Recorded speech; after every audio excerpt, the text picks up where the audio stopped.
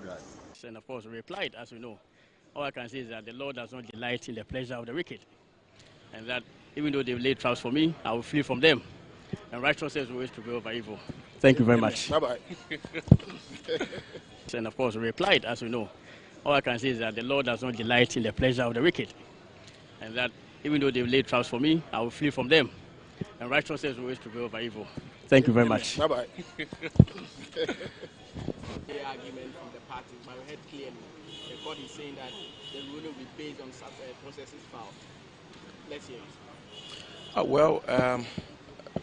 That took some of us by surprise because usually the practice is that when parties to a matter before the court file applications and supporting affidavits and affidavits in opposition are filed, the court will normally allow the parties, the applicants, to move the application. And you hear the lawyers say, we move, or I move in terms of the motion paper, the supporting affidavit, and exhibits. The court then has a discretion to allow you to add a few oral arguments or to stop at the moving of the application. The court has that discretion. The rules of courts and precedents are very clear on that. But today the applications were not moved as the norm is. The trial judge said that what had been filed and were before her were adequate and that she was going to deliver her rulings on these processes. It is not any substantial matter that we are going to make noise about. At the end of the day, the trial court has that discretion and they have exercised that discretion. Just that we as a party would have been happy, given the considerable public interest in this matter, if at least the application had been moved and brief oral arguments in support and in opposition had been heard. At least it would have helped in educating the public about what these processes the courts refer to are. But be that as it may, a decision has been made. The matter has been adjourned to Thursday for a ruling.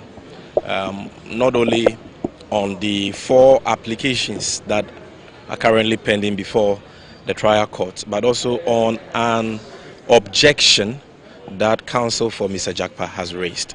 Now, for those who may not be aware of what these applications are, the first application has to do with an application for stay of proceedings relative to the decision by the court for counsel for Mr. Atoforsen, Dr. Atoforsen, first accused, to cross-examine the third accused first before the prosecution does so.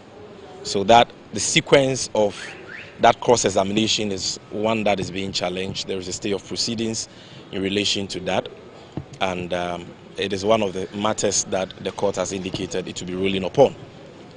The second one has to do with an application for the termination of the entire proceedings and or stay of proceedings by Mr. Jakpa and his lawyers. And this application, I'm sure you've seen it in the media. The affidavit in support was sworn to by Mr. Jakpa, third accused himself, and he speaks to several interactions he has had with the Attorney General, Godfrey Adame, in which the Attorney General told him that he knew he was innocent, but he needed to add him to the suit to camouflage his real intentions, which real intention, according to Mr. Jakpa, was the persecution of Dr. Atoforsen, the minority leader. And Mr. Jakpa goes on to say in the affidavit certain comments that the Attorney General made in those interactions that border on clear professional misconduct, prosecutorial misconduct, and criminal conduct on the part of no less a person than the Attorney General. He has attached the audio recording that we in the NDC have already played through the press conference we did last week, and has indicated to the court his willingness to be cross-examined on that evidence. So that, in summary, is one of the applications. There is another application from Mr. Atoforsen and his lawyer, and a supplementary affidavit, which is also seeking an order for mistrial and or stay of proceedings on the basis of all these issues bordering on prosecutorial misconduct, professional misconduct, and criminal conduct on the part of the Attorney General. The summary of the depositions are basically that the Attorney General has set out to witch hunt and persecute Honorable Ato-Forson when he himself concedes in interactions with Mr. Jakpa that there is no case for Mr. or Dr. Ato-Forson to answer. And he has gone to desperate lengths, including committing crimes and breaching the ethics of the legal profession, ethics that governs the work of prosecutors, just to achieve this evil, and wrongful conviction he desperately needs. And so that is also one of the applications. And we wait to see what the court's ruling will be. What is instructive in all this is that Mr. Godfred Yeboah-Dame, the Attorney General, against whom all these testimonies have been given, these pieces of evidence have been given in depositions contained in affidavits before the court. These are sworn statements that Mr. Jakpa, for example, has indicated his willingness to testify to and to be cross-examined upon. And you would have expected this Attorney General to have sworn an affidavit and opposed, dispute or deny these averments or assertions by Mr. Jakpa and Dr. Ato-Forson. But very strangely, he decided to abscond again. When some of us had cause to raise the fact that when Jakpa's testimony on 23rd May 2024 was given in the witness box during cross-examination, and he told the Attorney General in his presence that you have sought to influence me, you have sought to impress upon me, to implicate Honorable Ato-Forson. The Attorney General was there and he could not object. People said, oh, it's a strategy. He can come back through cross-examination to undermine that and all that. Here you are. Now these matters have been put before the court in affidavits, several affidavits. And you have the right, if you think these allegations are not true. I hear he told you not too long ago that God will speak for him. Well, he can speak for himself, because God helps those who help themselves. But very strangely, he has not been able to swear to any affidavit to oppose to those material facts against him as a person. On the contrary, it is a principal state attorney in his office who has sworn to an affidavit saying that what Jakpa is saying is not true. The Attorney General didn't meet him. The Attorney General has not responded to any of his WhatsApp messages. But the WhatsApp messages are out there. You saw the Attorney General calling him, responding to that. In any case, why can't Godfred Dame speak for himself? Why can't he swear an affidavit and oppose the allegations or the evidential averments made against him by the accused persons? So clearly, this is somebody who knows that there will be consequences if he swears an oath and lies under oath. So he's shifting the responsibility to a principal state attorney to deny for him things that he can deny. That is strange. That is incredible. You understand? And that is why counsel for Mr. Jakpa has raised an objection that in law, that principal state attorney cannot be the one making those depositions, because you can't give hearsay evidence in court. You were not on the call, which was recorded by Mr. Jakpa. You were not in the interactions, the meetings that Mr. Jakpa claims to have had with Godfred Dame. And those matters are not part of your work as principal state attorney. And so you cannot say that those matters are in your personal knowledge. You can only testify to matters within your personal knowledge, except under certain exceptional circumstances. And in this case, those exceptional circumstances don't exist. And that is why lawyer Tadiosori was making the point that that is why he was making the point that he's opposed to the affidavit in opposition from the AG's, outfit, because only Godfred Dame can say whether or not Jakpa's testimony is true or false. You and I were not there. That principal attorney was not there. And the principal state attorney has even gone to the extent of deposing to matters that happened in chambers when he was not in chambers. You understand? So who is feeding him that information? Clearly, Mr. Dame. And why is it that Mr. Dame himself, who is the subject of these matters, if he has nothing to hide, cannot depose to those issues? Why? His inability to do that strengthens your case. Whether it strengthens our case or not will be determined by the judge. But at least Ghanaians are discerning. There is a public officer paid with our taxes. And serious averments have been made in court, not in the media, against him. He's been quick to deny them in the media. His spokesperson, Wilberforce. You understand? And the Deputy Attorney General have issued statements and granted interviews defending him.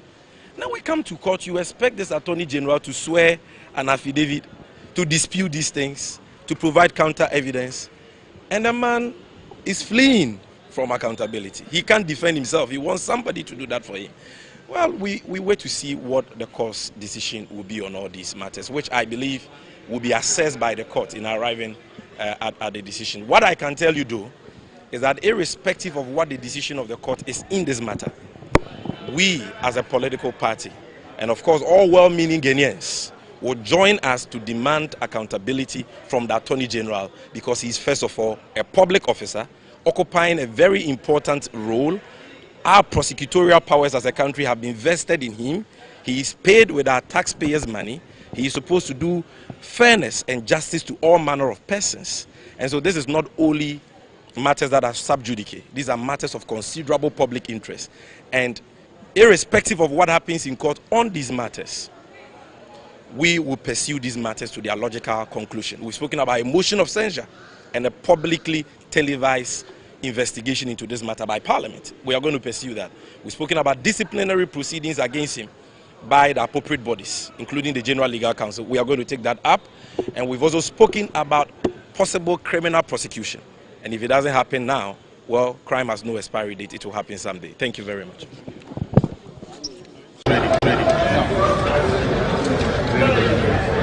Honorable, basically, the courts upheld your argument today. What do you feel about it? Oh yes, we feel vindicated. This is a court of law. It's not a court of political gimmicks or razzmatazz. It's for us to speak law and talk law in court. We talk law, we spoke law, and we are vindicated. So going forward, the trial is going to continue? It's going to continue as ordered by the court on Friday. And Friday, our witness will be in court to continue with the cross-examination. And what about their decision to repeat the stay of proceedings? The application was still raised at the court of appeal. Are you going to challenge that one too? It's within their right to do so, but their filing does not automatically stay proceedings of the trial court. If they file, we will respond accordingly. But to us, we are dealing with law. We are not dealing with sentiments. We are not dealing with politics in court. Politics belongs to political platforms. Law belongs to the courts, and we are here in court to talk law and not politics.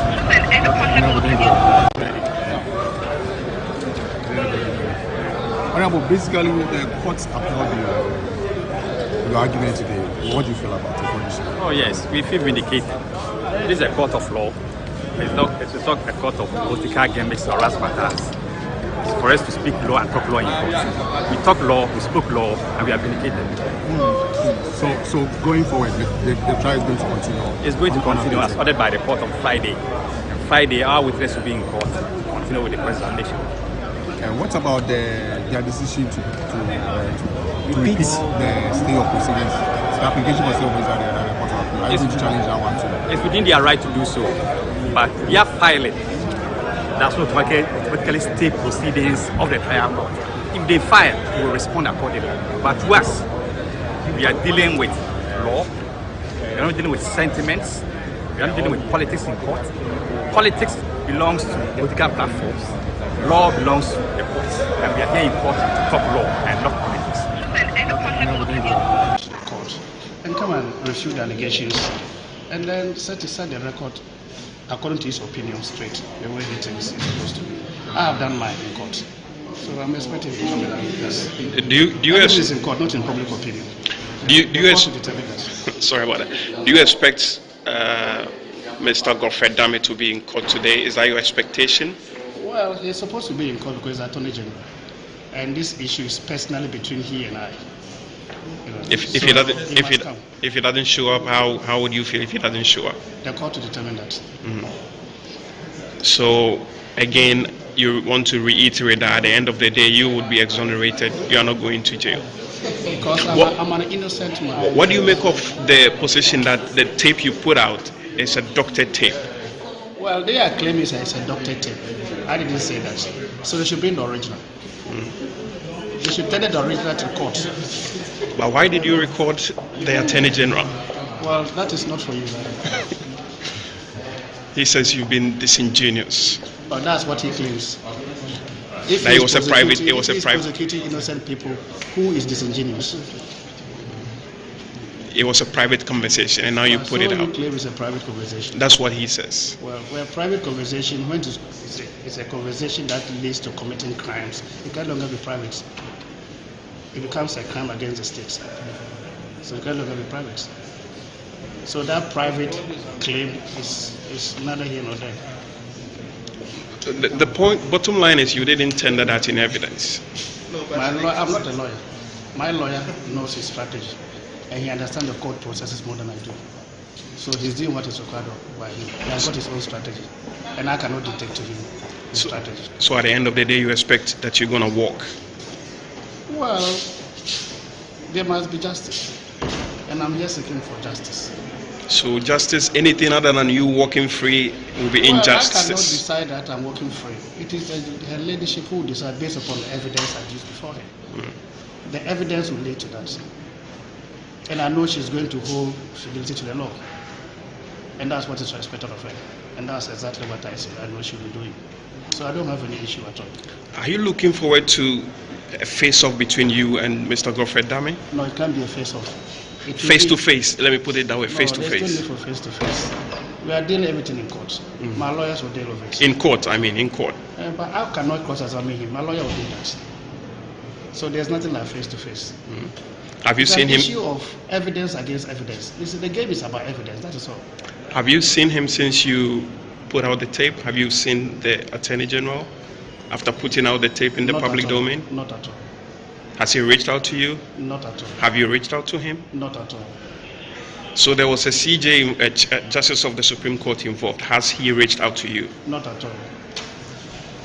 There were many who were of the belief that you actually thought about, you wanted to record the Attorney General, that's why your voice is so loud. Well, that is their opinion, you're entitled to their opinion. Okay. So how's the feeling now that the whole thing is out? Now you are the man in town, everybody is talking about Mr. Japa. Well, I'm focusing in court. That's what I'm supposed to be doing. What kind of public opinion? I've not spoken to the public.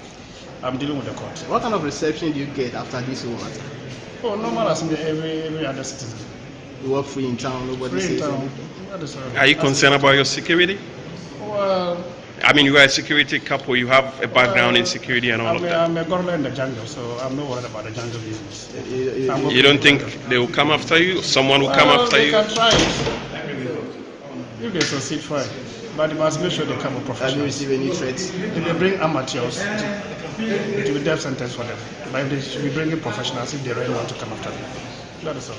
Many see you to be an outspoken person. You're a very strong man. Is that the case? Well, that is their opinion. But what I know is that I'm a principled man. You're a principled man. That is all. As to being a strong man, it's a different matter altogether. Thank you. Hope to see you again after the... We're also in court. When he gave the date for the delivery of the ambulance, and then he said it was in January, and he finally had to come back home. We're also in court, and we heard about the ambulance having been delivered in 2014 December. So the previous government had over 2 years to have, if any, remedied the situation. Why not? He said at the time he wasn't handed over to government. It was supposed to be kept at the same place for the installation of the accessories, training of paramedics before it is handed over. So it will not be accurate to say that it had been handed over to government at the time. He explained it. But you listened to him when he read the letters of Honorable Alex Secretary that those ambulances advance, not my words.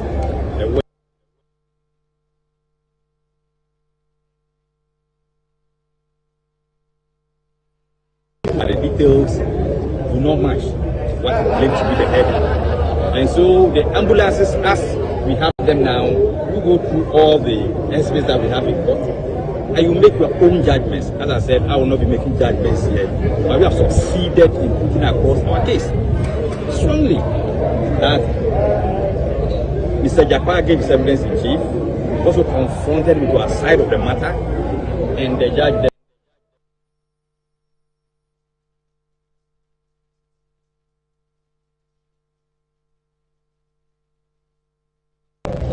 My brother is a lawyer. The Honorable Attorney General is an astute lawyer. He's a well-read lawyer, a revered lawyer. He knows his stuff. And so if he decides to say that it's a match fixer, I mean, I don't understand him. Go to the law reports, go to the Supreme Court of Ghana law reports, and look at the case that he's done at the time that he was doing private practice. And from 2016 to date, I can say without any fear that if you look at the ages that we have in Ghana, if it's not the best, maybe one of the best when it comes to courtroom appearance. And look at financial arbitrations. An Attorney General who is him to go on a head of the church triumphant, we joyfully adore thee. And I said to you that they will lay traps, but all the traps I'll flee from them. And indeed, only righteousness will prevail. Head of the church triumphant, we joyfully adore thee. And I said to you that they will lay traps, but all the traps I'll flee from them. And indeed, only righteousness will prevail. You pay only after the goods have been delivered, because that's also the contract, also. Yes, but then the financial instrument for the project is an irrevocable letter of credit. So, good. So that credit letter has already been sent. Hold on, no problem. But in my view, that letter of credit area, the contract requires that you pay by letters of credit, not so. Yes, in addition, we should establish it upon the sign of the contract. So already you have paid. Upon the sign of the contract for every 50 ambulance. Yes. Upon the signing of the contract for every 50 ambulance, since there was no advance mobilization, advance payment, that LC was a security that you have to establish ahead. No problem. It's on the contract for every 50 ambulance. Is it the contract for the contract for every 50 ambulance? Pardon? Is it the contract for? I'm saying upon the sign of the contract for every 50 ambulance. Yes. Is it the contract for the every 50 ambulance? If the contract is for 200 ambulances in tranches of 50. Good, hold on. So that contract for 50 ambulances is different from this one? No.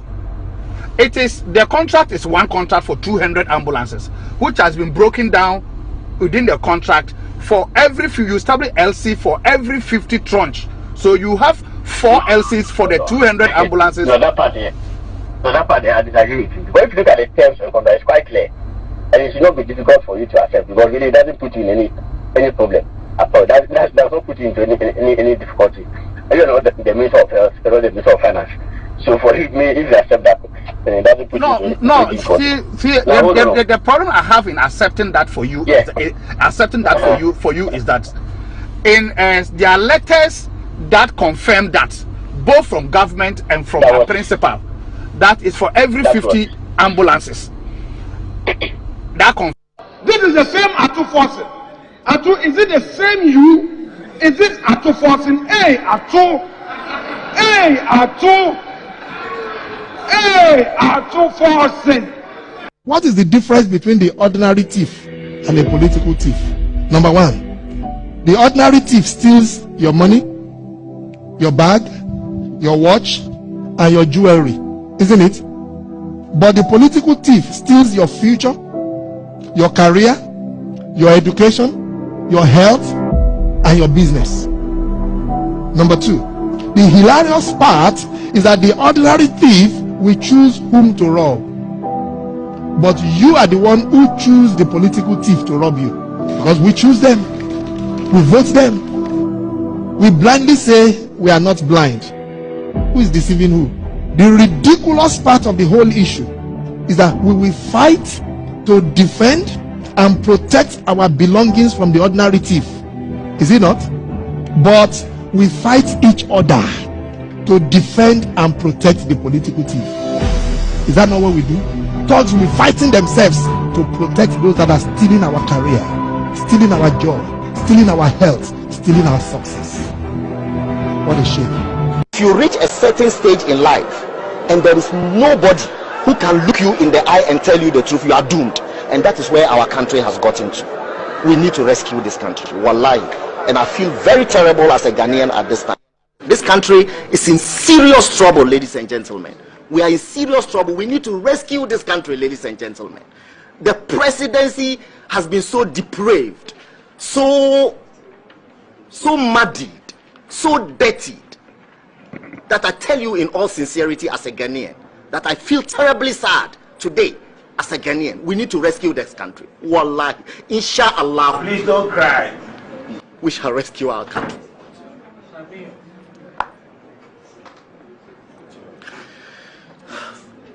Government is broke, government is broke.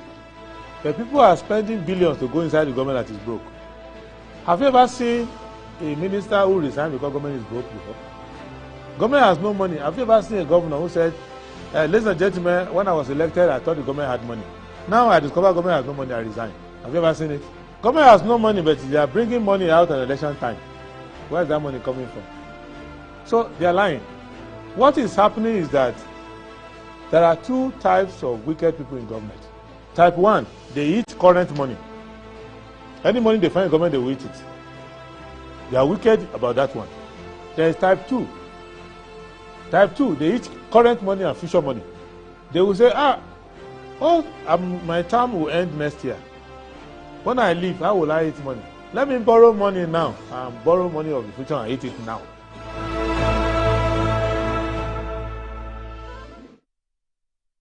Right, hello, good morning and welcome to the show. This is Good Morning Ghana live on Metro TV. It's a Wednesday, the 31st day of July 2024. By His grace, we're live and we're here with yet another edition of the show. Our gratitude will go to our Most High God for the very privilege of being alive and, of course, the opportunity of having another conversation around the top stories making the rounds here in our dear Republic. I'll let you into our panel for the morning's conversation shortly. But let's take a look at the front pages of our newspapers. Daily Graphic. Atu forcing Jakpa freed, AG to appeal. 6 new universities ready December. Ministry launches app, call center to fix defective roads. The Ghanaian Times. At the State of Education address, we've made giant strides in education. Transformation evident in free SHS introduction. Others in last 7 years. Dr. Duchum. Cocoa Board 271 million Ghana cedis financial loss case adjourned to October 14. 2.7 million euros ambulance case. Court acquits and discharges Atu forcing and Richard Jakpa, but AG serves notice of appeal. Majority, minority disagree over appointments committee meeting to vet 2 nominees. Daily Guide. Ghana's education makes significant strides. Educhum. 13 arrested in illegal forex trading crackdown. 2.37 million euros ambulance case. Atu forcing Jakpa freed. AG to appeal decision. ECOWAS Parliament. Afenyo Markin calls for plastic waste solution. You exemplify good leadership. Liberian IGP to Dampari. Stop tagging. Judiciary. Majority leader blast NDC. The New Crusading Guide. 2.37 million euros ambulance case. Acquittal and discharge. AG heads for Supreme Court. Disputed is Legon Nigerian and Holland. Court documents reveal Harry Dawson owns property as Treadstone Company goes for penal action against Ekwapin Mare Hinian police. New Shippers Authority law to sanitize shipping industry. GMOs pose danger to Ghana's food system. Rejected. Suleiman Aisifu. ECOWAS Parliament meets in Winneba to address plastic waste crisis. 13 busted as government swoop on illegal forex traders. Adjoa Safo cautions against possible conflict between ICC bill and Ghana's constitution. Ensure sustainability of Atlantic lithium operations. Deputy Lands Minister to stakeholders. The insight. Towards Ghana's rapid industrial and socio-economic development, Socialist Movement Ghana set to present socialist alternative to stagnating neoliberal capitalist policies of MPP, NDC and others. Angry La chiefs, indigents, demonstrate against looting of lands by government officials and private investors. The Akufo-Addo Bawumia government spending avarice. Recklessness to blame for Ghana's 742 billion Ghana cedis public debts. Socialist Movement Ghana. Ensuring peace, law and order, Adan traditional leaders urge interior, Greater Accra ministers to stop feuding clans from celebrating Asafotufiam festival. The Herald. Tension brewing between CDS and Army commander over money and accommodation as Lieutenant General Pompepa refuses to vacate official bungalow. Bruised AG goes on ego trip after defeat but gets caution from GBA and others. Captain Koda, 2 others, dragged to court for contempt over Trasaco land dispute. YEA to support GES with 100,000 personnel, dubbed school support program. Ekufuado's daughters and baby daddy turns ganja farmers. The Informer. Ambulance trial case. AG disagrees with court, vows to appeal against perverse decision. Elections 2024. Moderator urges peace. Credit score system up to UK researcher. Minister comments Fair Sky and others on quality roads construction. Congratulations. Liberia Police Chief salutes Dampari for his transformational leadership. The Inquisitor. Ambulance trial ends. Dummy heavily bruised as Atu Forson is acquitted and discharged. 2024 election is between light and darkness. Dr. Prempe. Ochinyeni stokes fire at Asamankes in Enum. Editorial. Were you expecting monkeys to travel from Cape Coast to Tamale for NDC campaign launch? The Daily Statesman. 4 new universities underway to transform education sector. AG to appeal at Atu Forson's acquittal. New Shippers Authority law takes effect. Afenyo marking rallies ECOWAS leaders over plastic waste crisis. Maintain My Road initiative launched to tackle road defects. The Daily Searchlight. Controversy over vetting of Supreme Court nominees. Court of Appeal acquits Forson Jakpa as Attorney General screams murder. GIPC launches 2024 edition of Ghana Club 100. Redesign Ghana's education system to emphasize on hands-on training, Professor Alassane. High inflation, slowing financial sector support for growth, Professor Hiawoji. 9-member. Okay, that's quite faint. I can't see, but it has to do with the GGA Media Awards Committee. All right, the Ghanaian publisher. Akufo-Addo distributes construction equipment to MMDAs today, and then we'll be carrying it live from 10 a.m. AG vows to fight Jakpa. Atu Forson's acquittal. ECOWAS Parliament. Afenyo Marking calls for United Front to address plastic waste. New Shippers Authority law will ensure fairness. See you. Dr. Kwabena Bonfe. Can and or should I vote as an Adventist in the December 7, 2024 polls? 13 arrested as government cracks down on illegal forex trading. The Accra Times. Help NDC to reset Ghana. Mahama, Jane Nana urge 2024 voters. Bagbin, Ivorian counterpart, seek elimination of language barrier. Ghana Shippers Authority bill passed. Vote for NDC. Akando appeals to graduating health workers. 15 billion cedi support for banking sector. Patrick Boama discloses. Sami Jemfi takes Godfrey Dami to the cleaners after Honorable Atu Forson's acquittal and discharge. The Custodian. Afenyo marking rallies ECOWAS to end plastic waste crisis.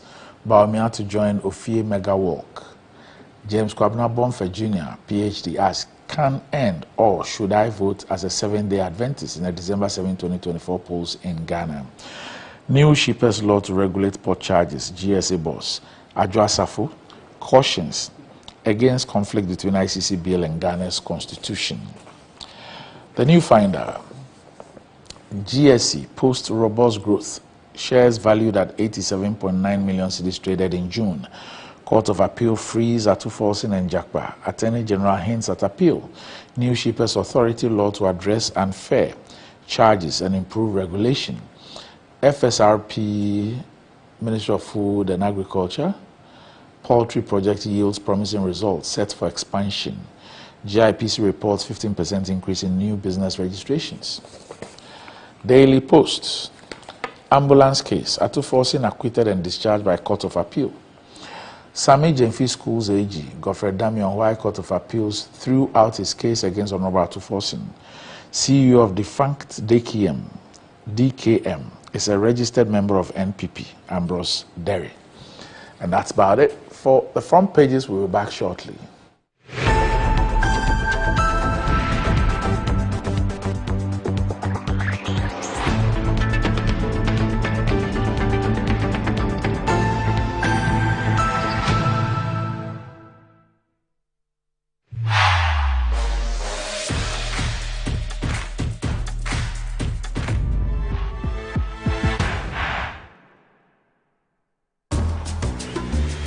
Pascal's showing his boss the efficient new technology they've installed.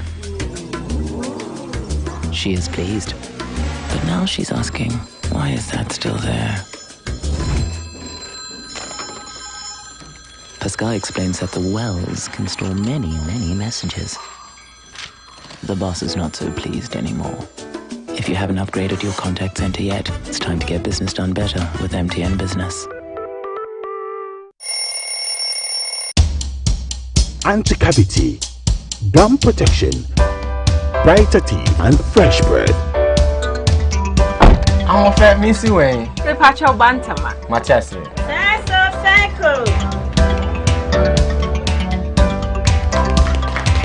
A smile, the fresh breath. Me, Jidi said we use Cal 360 toothpaste. Some kind. Cal 360 toothpaste. That's Kia. Cal 360 toothpaste. It's a gum protector. Onim jom kasa. Ile hosing. Cal 360 did the way. It's cool mint. Gives me fresh breath and your confidence booster. You will see so feeling kika when you know Cal 360 toothpaste. Happy. Cal 360 toothpaste, anti-cavity, gum protection, brighter teeth, and fresh breath. Cal, happy smile. This advert is FDA approved.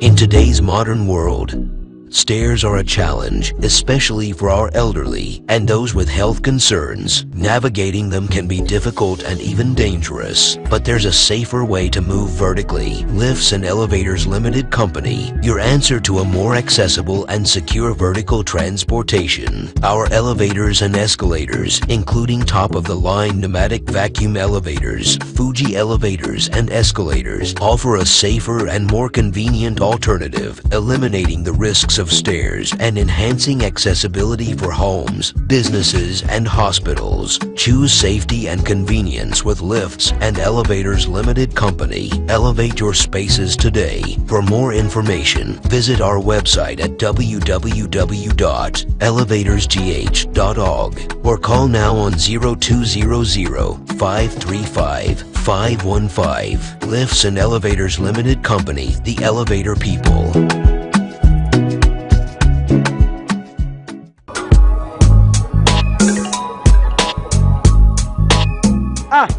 Customer, I don't know who to say. Malaria been actually me, man. No, still. One of them give us. Give us a solid. Yeah, sorry.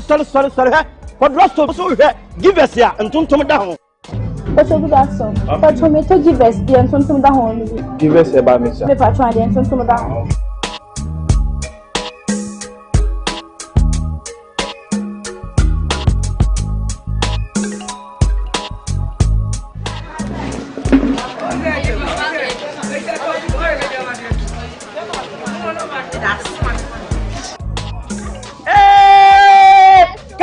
Customer. Give us a tonto now. Pa. Onuya kayo, oba wa fa furo nom. De o ma no banu fo nom. Akwada wa ni fie dumie no ono nso nom. Rise and shine. It's another day to stay on point. Toast is Friday, it's still on point. Watch is Friday all day long. Still on point, yes, it's still on point. It's still on point. Watch is Friday, it's still on point. It's creamy. For your toast, it's still on point. It's yummy, delicious. It's still on point. Still on point, yes, it's still on point. It's still on point. Still on point, yes, it's still on point. It's still on point. For your toast, it's still on point. It's still on point. Fortune spread, it's yummy, delicious. It's still on point. Fortune spread, delicious, creamy, and always on point. This advert is FDA approved. Bet, blast, boom! Exclusively on Betway. Win up to 300% more when you play FlyX with Win Boost from Betway. Betway, get way more.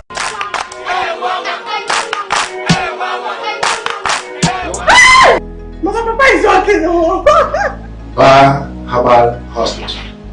Specialists in every kind of bone disease. Bar Herbal Hospital. Baby, a son of a Nanso, yare timi sapa dompemu yare. Spinal cord, swelling of the arms, arthritis, bone injury, swelling of the leg with reddish color around it, and so on. See, Bar Herbal Hospital has special ultra-modern machine for checking up the body. I have tried them and I got good results. Try Bar Herbal Hospital.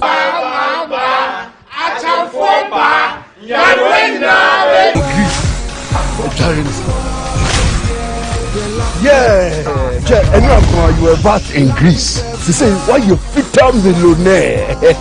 Yes, the luckiest at Aroma. She said, I'm from Massa Echeman. Yeah.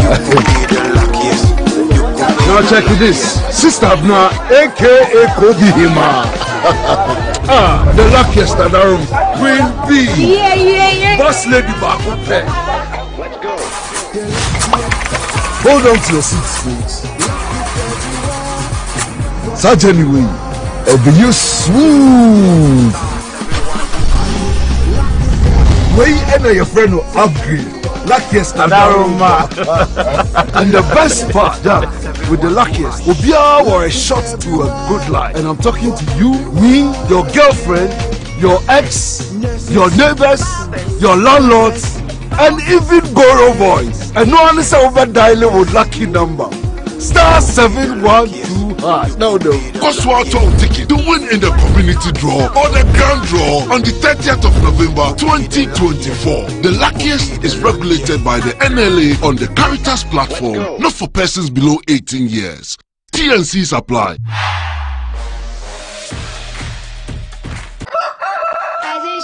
Rise and shine, it's another day to stay on point. Toast is Friday, it's still on point. Watch is Friday all day long.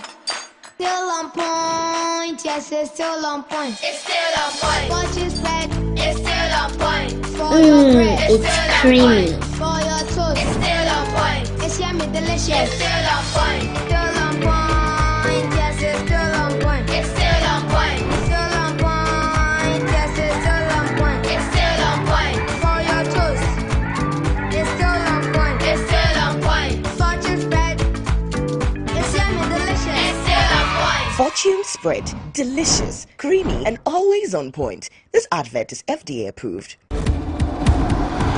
Bet, blast, boom! Exclusively on Betway. Win up to 300% more when you play FlyX with Win Boost from Betway. Betway, get way more.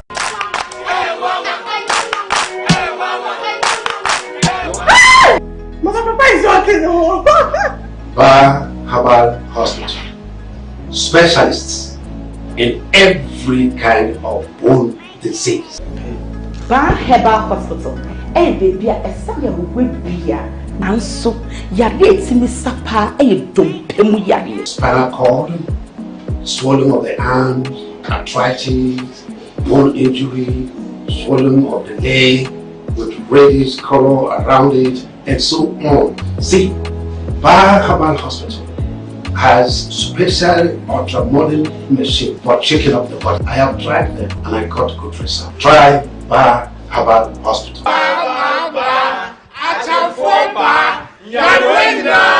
I'm in a grief. Yeah, and you were back in Greece. She said, why you fit up the millionaire? Yes, the luckiest at Aroma. She said, I'm from Massa Echeman. Yeah. Now check this. Sister Abna, aka Kodihima. The luckiest at Aroma. Queen B. Yeah. Boss Lady Baku. Let's go. Hold on to your seats, folks. Such anyway, it'll be you smooth. Way enter your friend will upgrade. Luckiest at Aroma. And the best part, that with the luckiest, will be our shot to a good life. And I'm talking to you, me, your girlfriend, your ex, your neighbors, your landlords, and even Goro boys. And no one is over dialing with lucky number. Star 712 #. No. Oswald ticket to win in the community draw or the grand draw on the 30th of November 2024. The luckiest is regulated by the NLA on the Caritas platform, not for persons below 18 years. TNCs apply.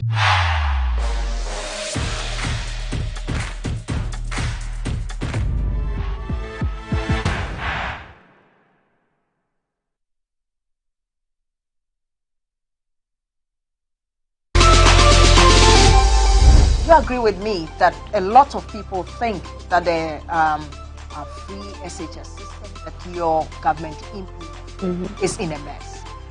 Not at all. I don't think it's in a mess. You see, one of the most important things about the free SHS is access. Access is such an important thing when it comes to human development. Revealing conversations on national issues, deep insights on human health, and exciting conversations on life's most interesting and complex situations. Listen for me. Hello, this is Rosie, and as you know, Lifestyle with Rosie is a show about Ghana and for Ghana. Because we have seen in this country where a drug dealer who indeed wanted to contest to be elected as a parliamentary, as an MP of a particular constituency. And mind you, during that time, there were people within the NPP who raised concerns. So make a date with me every Saturday at 5 p.m. La la la, let's cook.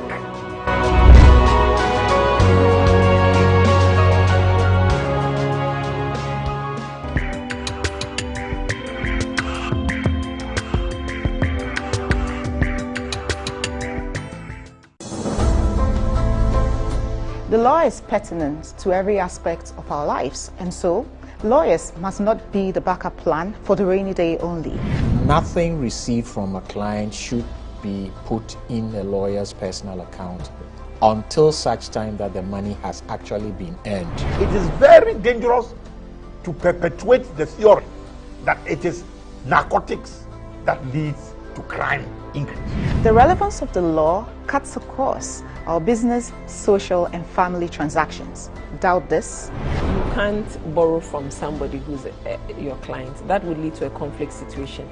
And that's something that as a lawyer you must jealously guard when you are representing a client. You have to register your Mohammedan marriage within 7 days? Within a week of the celebration of the marriage. So if you don't register it, it's not a valid marriage. Journey with our Law Express panel every week as we confirm the place of the law in our everyday transactions. Under etiquette rules, a lawyer can terminate for non-payment of fees. So basically, if you don't pay your fees, a lawyer has a right to terminate your engagement.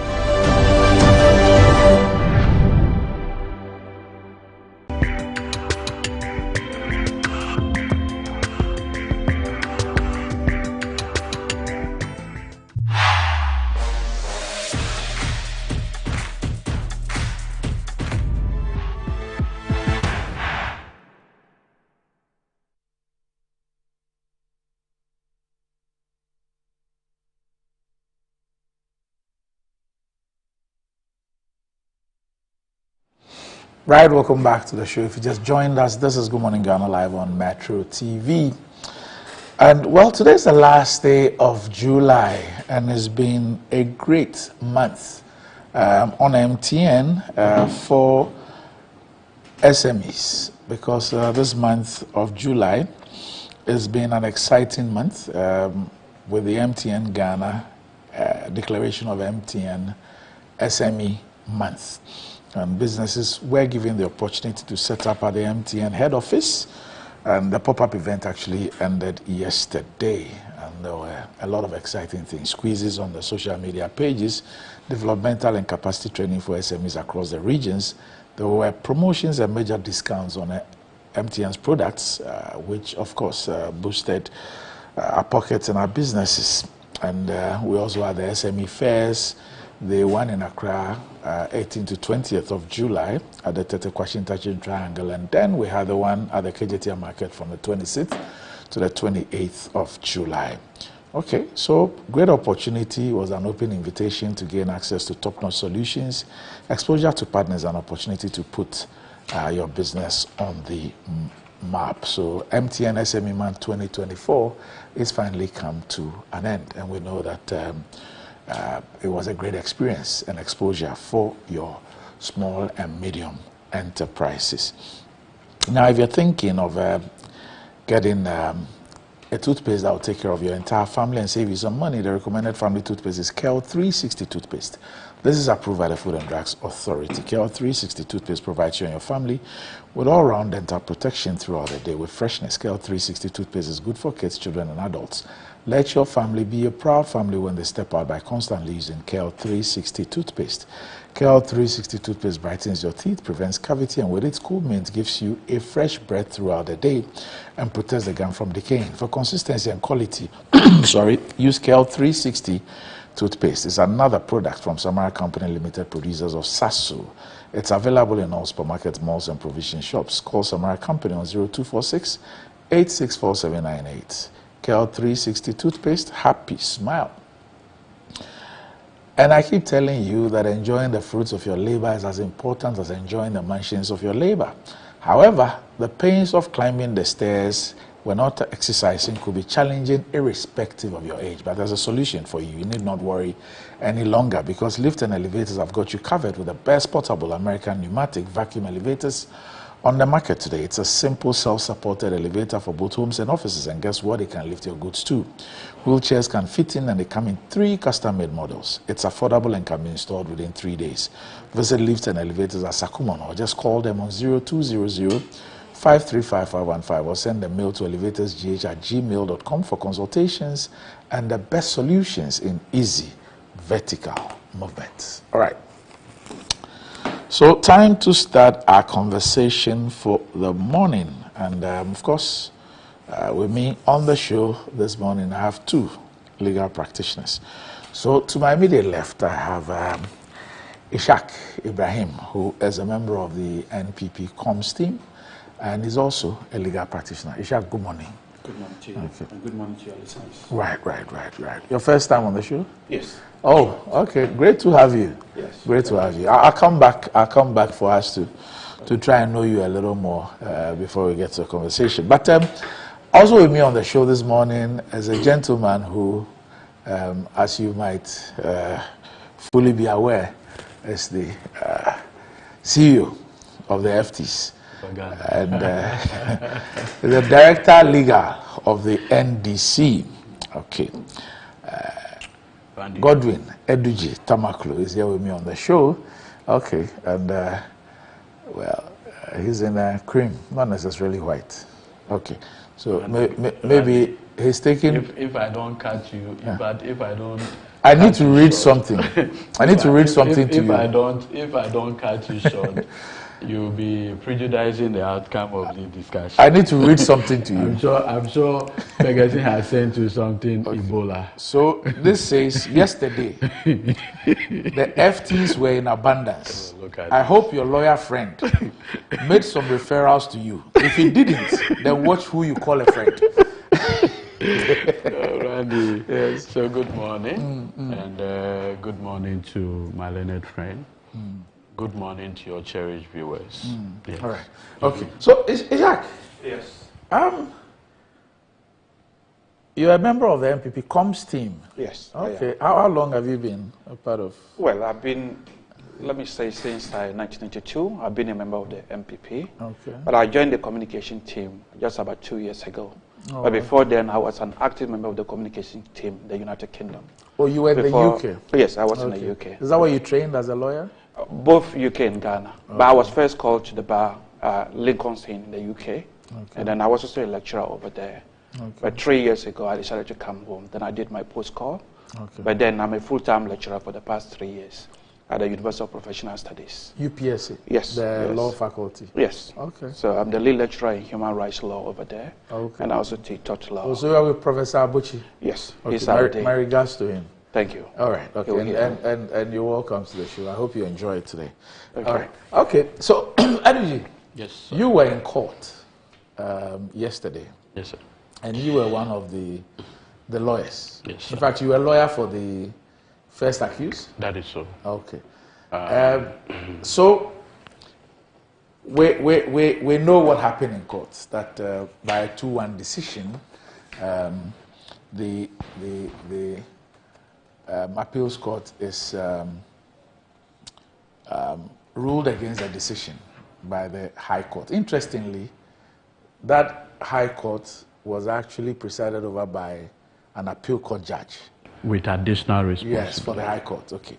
I think that's quite an interesting angle to look at. And by a 2-1 decision, they've overturned the decision of the High Court. We'll get to the details, the specific details of that. I'm told that it's quite a detailed ruling, over 100 pages. 125. 125 pages, okay. Kind courtesy of Justice Sai, he helped those of us who could not read the 100 and something. he summarized it. He's a lecturer. Yes, he summarized it in 5 paragraphs for us, so we could also follow it as well. Justice Sai, good morning to you. Now, after this, we've had a press release from the Office of the Attorney General and Minister of Justice. And it reads, on 30th July 2024, the Court of Appeal by a split 2-1 decision allowed an appeal against the ruling of the High Court, Accra, dated 30th March 2023, dismissing a submission of no case filed by the accused persons and ordering them to open their defense. The Office of Attorney General considers the decision of the Court of Appeal to be perverse in the quest for public accountability and the rule of law. The decision clearly is heavily against the weight of the cogent evidence led by the prosecution in the substantiation of all the charges against the accused persons at the trial. And point 3, the Attorney General goes on to adduce what he believes are relevant facts of the matter as borne out by the undisputed evidence led so far. And he says that, okay, so he goes through all that, and finally he says, the Office of the Attorney General considers the decision of the Court of Appeal grossly unfair to the nation and inimical to the fight against impunity and abuse in public office. The office will promptly file an appeal in order to erase the effects of this erroneous decision of the Court of Appeal. Okay, now it appears that this release was actually written very well, and here I'm not talking about facts. I'm just saying that it was written very well, and I'm just comparing this to the interviews granted by the AG, which have also raised the issues in terms of choice of words and all those things. Representative of the bar also, the GBA also speaking to it, and others also expressing their opinions about it. Edwiji, what happened? And of course, the AG clearly from the interviews he granted is completely outraged. Yes, Randy, it's only appropriate that I do this customary thing. 2 of my other functional executive committee members have their birthday today, Elikem Kotoko and Amanda Ochri. Okay. I want to wish them a happy birthday. We are supposed to meet today for... Amanda Osum. Yes. And Elikem. Elikem Kotoko, our Deputy National Organizer. You see, Randy, this said, I've always maintained that the Honorable Kesola Tuforsen ought not to have been taken to court even in the first place.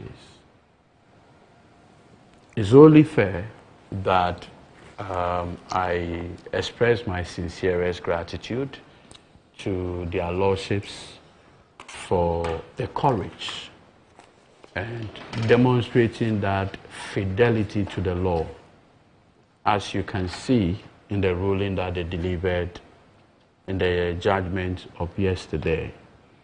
We are extremely pleased, and we want to thank them and thank the Almighty God. The rank and file of the NDC, particularly the NDC MPs, who on countless occasions have had to stand in solidarity with their leader. I salute them. Randy, that said, I recall vividly that with my senior, the Honorable Dr. Dominic Akrotinga Ayene, we had to take the Honorable Kesola Tuforsen to Yoko somewhere in November 2017, when Speaker Michael Quay brought to our attention that Yoko had written to him inviting the Honorable MP. So I recall vividly with my senior accompanied the Honorable Atofolson to EOCO.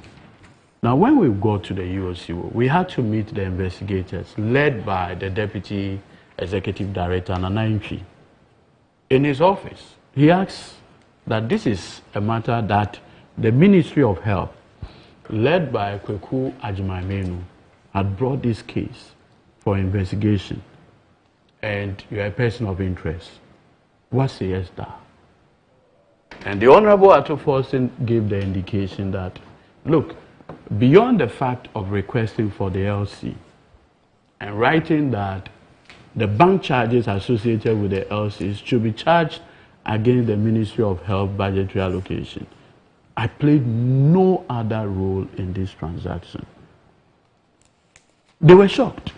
So Randy, out of whatever, they actually gave us the police form to take it home, write, and bring the form back. So I recall vividly going back to Honorable Atofolson and taking it back to Yoko. Randy, from November 2017, Yoko never called Honorable Atofolson again until on the 19th day of November 2021, when the budget was read containing the e-levy. So immediately the finance minister read the budget. The Honorable Atofolson indicated, I think then he was ranking on finance, his opposition to the e-levy. Now guess what? 19th, 20th, 21st, 25th, Yoko writes to Speaker of Parliament, inviting Atofolson after 4 years. In fact, my sources gave the indication that the matter was declared cold and put somewhere. Immediately, the Honorable Atofolson opposed the introduction of e-levy. They wrote to him asking him to come. So again, he called me and said, this is what Speaker had given an indication that this letter had come to me. I said, okay. So Speaker allowed the Yoko officials to come. So we used the Speaker's conference room.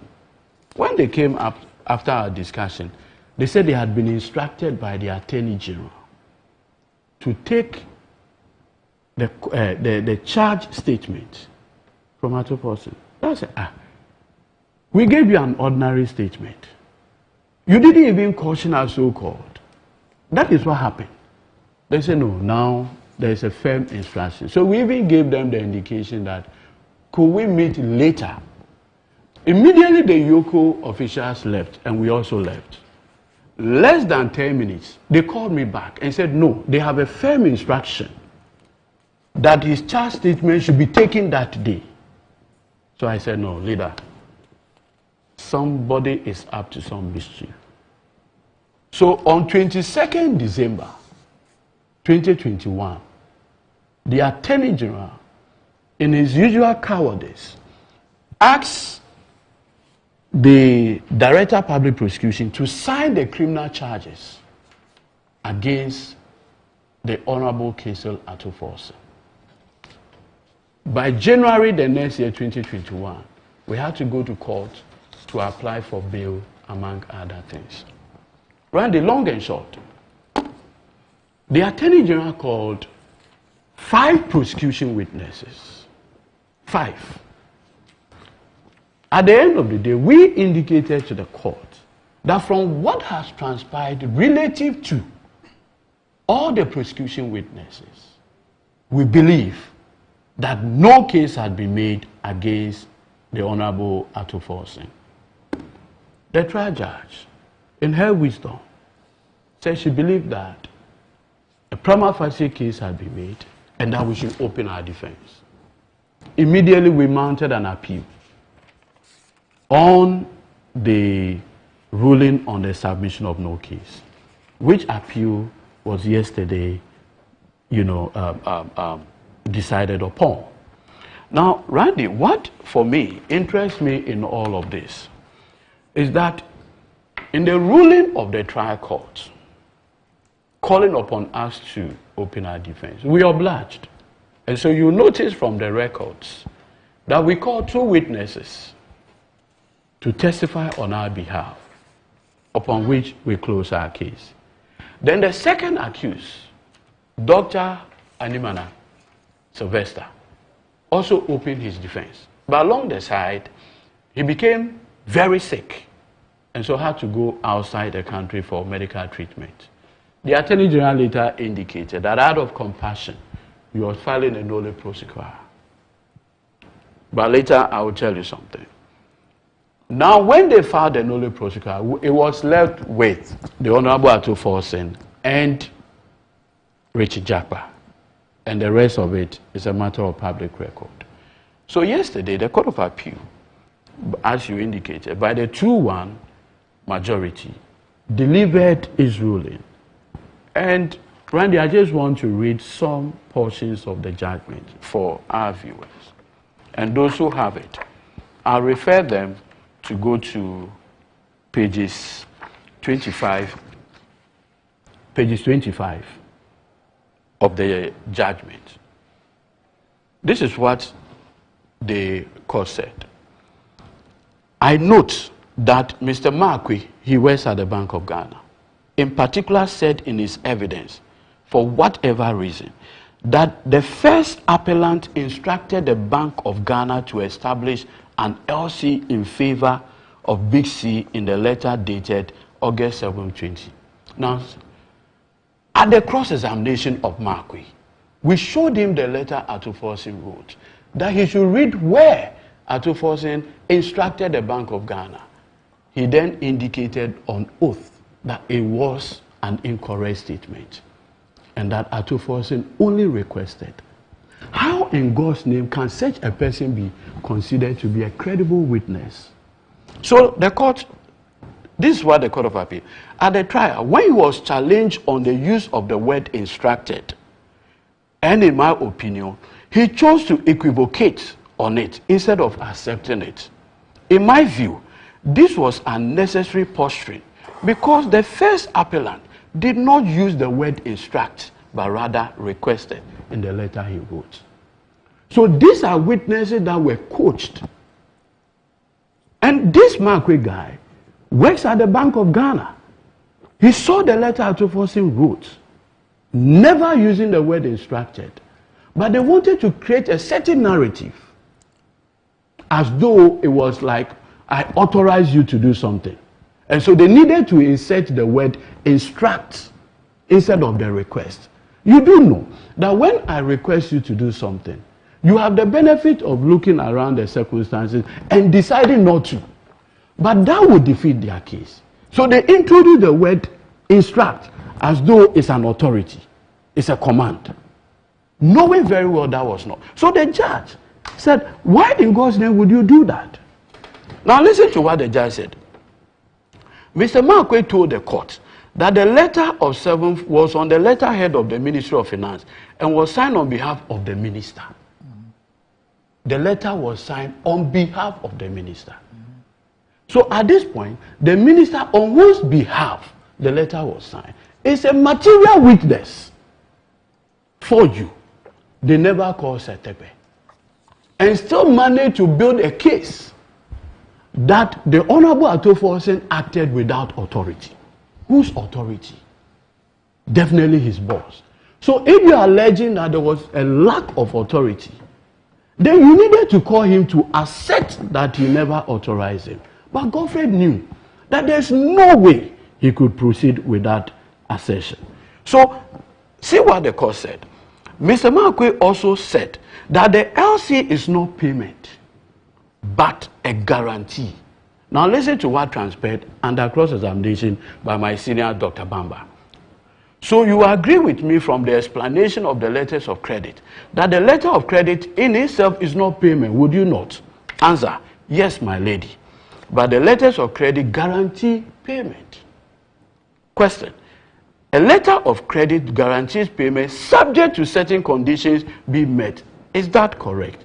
Yes, my lady. Question, therefore, it followed that if the conditions under the letters of credit had not been met, then payment will not be made. Correct. He said, no, my lady, it is only when the conditions are met that payment will be made. Now, guess what? The people Bank of Ghana reached out to find out whether the conditions have been made were Ministry of Health officials. They gave the approval that they have inspected the shipment, the pre-shipment, the equipment, and what we call it, the letters accompany the ambulances and others, and they are satisfied. They can go ahead and do the payment. Not at forcing. And upon all this, he was called upon to open his defense. Defense of what? Randy, defense of what? And so the court now reasons, my lords, the evidence also establishes that the witness told the court that the first appellant was not the applicant for the LCs, but the Ministry of Health was. Again, this is what transpired when Markwe was further cross-examined by Dr. Aziz Bamba. Quote, take a look at Exhibit A for A1. It has a column for applicant, does it not? Yes, my lady. The applicant herein refers to the entity applying for the letters of credit, is that not? Yes, my lady. On Exhibit 1 for A1, the applicant is stated as the Ministry of Health, is that not? Yes, my lady. Upon all this, the trial judge said, Atufosin, come and open your defense. That you authorize the payment. Look, you see, Randy, no Ghanaian, I repeat, no Ghanaian should be made to go through what Atufosin had gone through in the past almost 2 years. I say this with heavy heart. Because you see, when a prosecution looks like, you see, ours is to prosecute. It's not an inquisitorial system. It's adversarial. And he knows that. What it means is that at no point in time should an accused person be put in a situation as though he is guilty, but he must establish his innocence. And you say, Randy, these things that I've referenced were prosecution witnesses. Prosecution witnesses. So the court now said, the witness also told the court that the document for payment included issued LC and documents such as pre-shipment inspection certificate or label, an insurance certificate, certificate covering all risk. When the cross-examination continued, the following evidence was further elicited. Who signed Exhibit 1 for A1? Guess what? It was signed by the controller and accountant general and the deputy controller and accountant general. So you agree with me that A1 was not the applicant in Exhibit 1 for A1? Answer. I did not get the question clearly. So Dr. Bamba repeated. The question is that A1, the Honorable Kesela Atufosin, is not the applicant indicated on Exhibit 1. Is that not so? No, my lady. The Honorable Atufosin is not the applicant for A1. And meanwhile, the trial judge says, come and open your defense. Now, see what the court said about Kweku Ajiman Menu, the person who went and reported the case to EOCO. Mr. Kweku Ajiman Menu also testified about the letters of August and this by the first appellant to request for the LC. I note that he initially said that the LC was requested without the notice of the Ministry of Health.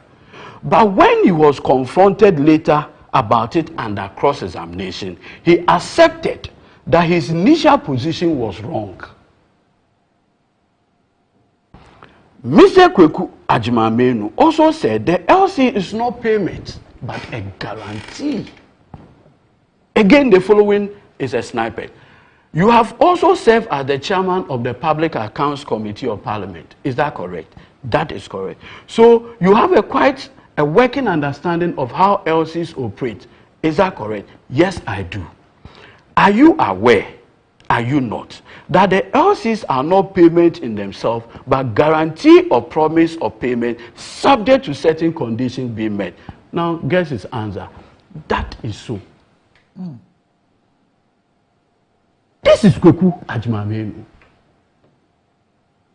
So, on what basis was Godfrey Dami now asserting that it was Atufosin who authorized the payment? On what basis? And that is why when he said he is going to the Supreme Court, I said, why is the Supreme Court going to manufacture evidence for him? This is what your own witness under cross-examination said before the court. Help me with something. So, if the case against the Honorable Atufosin was that as deputy minister, yes, he was not authorized to sign those letters or that letter that he signed, and therefore he signed that letter, and the letter reads on behalf of the minister. What was the proof that was adduced in court to establish that indeed he did not have the consent or authorization of the minister to sign that letter? No evidence. Nobody. But is that not the case against him? Exactly. Exactly. So now you see, you know, sometimes the judge rather said the burden is on Atufosin. How? That an allegation is made against you that you didn't have the authority to sign. You don't have the authority of a minister. So prove that you have the authority. Is that what you're saying happened? Yes. Okay. And you say this judgment, did they speak to that? Yes, he resolved it. Okay. What did he say? The court said that under our current constitutional arrangement and the jurisprudence that we know, criminal jurisprudence, first of all, the state is mighty. And so the burden to prove all the essential elements of the offense lies with the prosecution and not the accused. And so that invitation was like asking the accused person to assist the prosecution in his own... Against himself. Against himself. And that particular invitation offends the rule against self-incrimination. This is how the Court of Appeal resolved the matter. But who made that assertion? Who accepted? No, so I'm coming. Let me just read something to you. How the Court of Appeal went. It said further, by saying that Exhibit 54A1 had not been subject to cross-examination, and this Exhibit 54A1 was a statement Setekwe volunteered to Yoko that the Ministry of Finance asked for the LC to be established. That day, Dr. Bassett didn't come. So I cross-examined the investigator. So I showed him Setekwe's statement to Yoko. I said, who took this statement? He said, he did. Can you confirm the signature? He said, yes. So I said, okay, I will tender it to him. So I did. Then I asked him to read the entire statement. When the entire statement was read, the Honorable Setekwe indicated that the Ministry of Finance asked for the LC to be upon the advice by the then Attorney General. Right? So see how the High Court went about it. It says, my lords, in the first paragraph of my opinion, I refer to the quote that an accused person has the right not to be forced into assisting in his or her own prosecution. In my opinion, that protection afforded to accused person is anchored in the overarching principle against self-incrimination, which is firmly rooted in our constitutional law as a fundamental principle of justice under Article 19(2)C and the common law.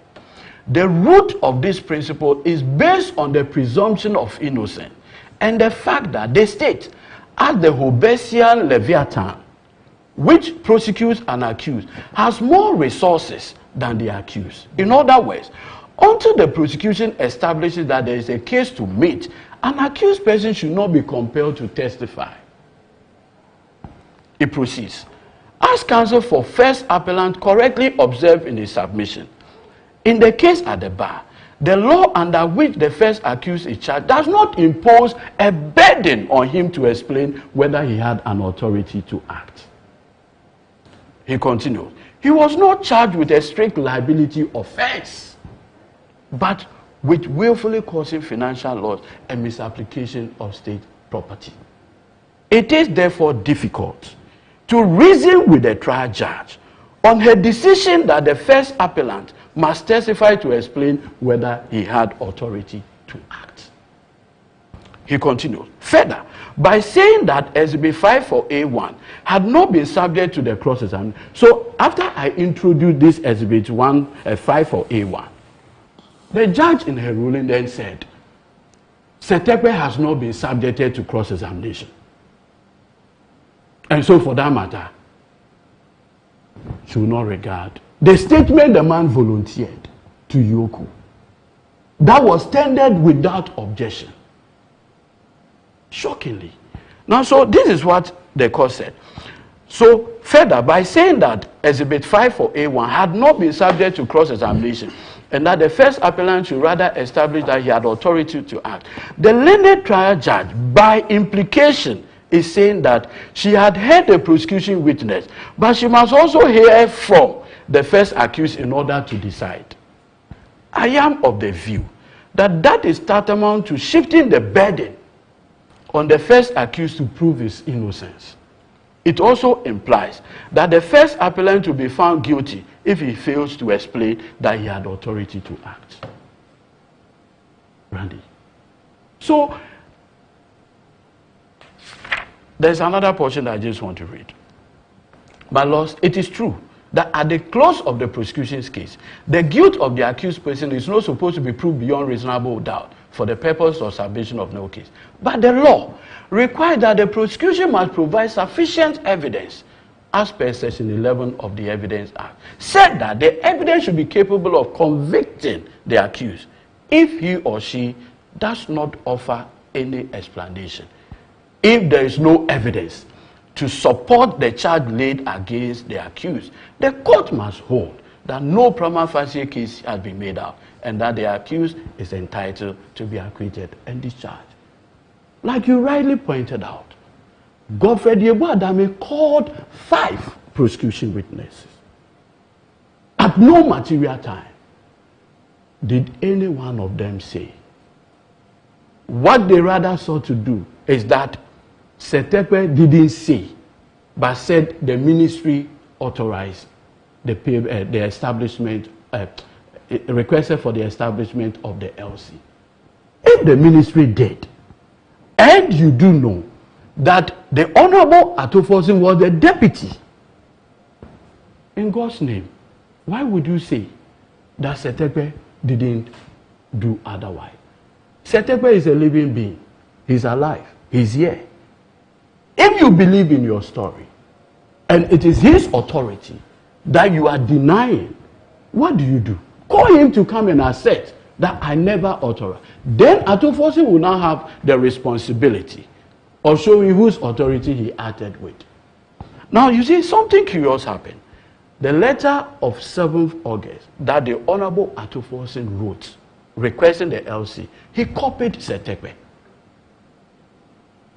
So, and did he sign on behalf of him? Yes. Okay. So when the investigator came, I asked him, in fact, we required my menu first, that this letter, is it possible for a deputy, you were once even a deputy minister, is it possible for a letter to be written on behalf of your board? He said it's a normal thing. So then a question was put to him.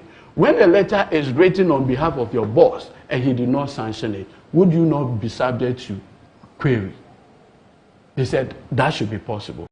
From 2014, when Atofosin wrote that letter, to the time you are testifying, has there been any record of an inquiry against him? He said, not as he knows of.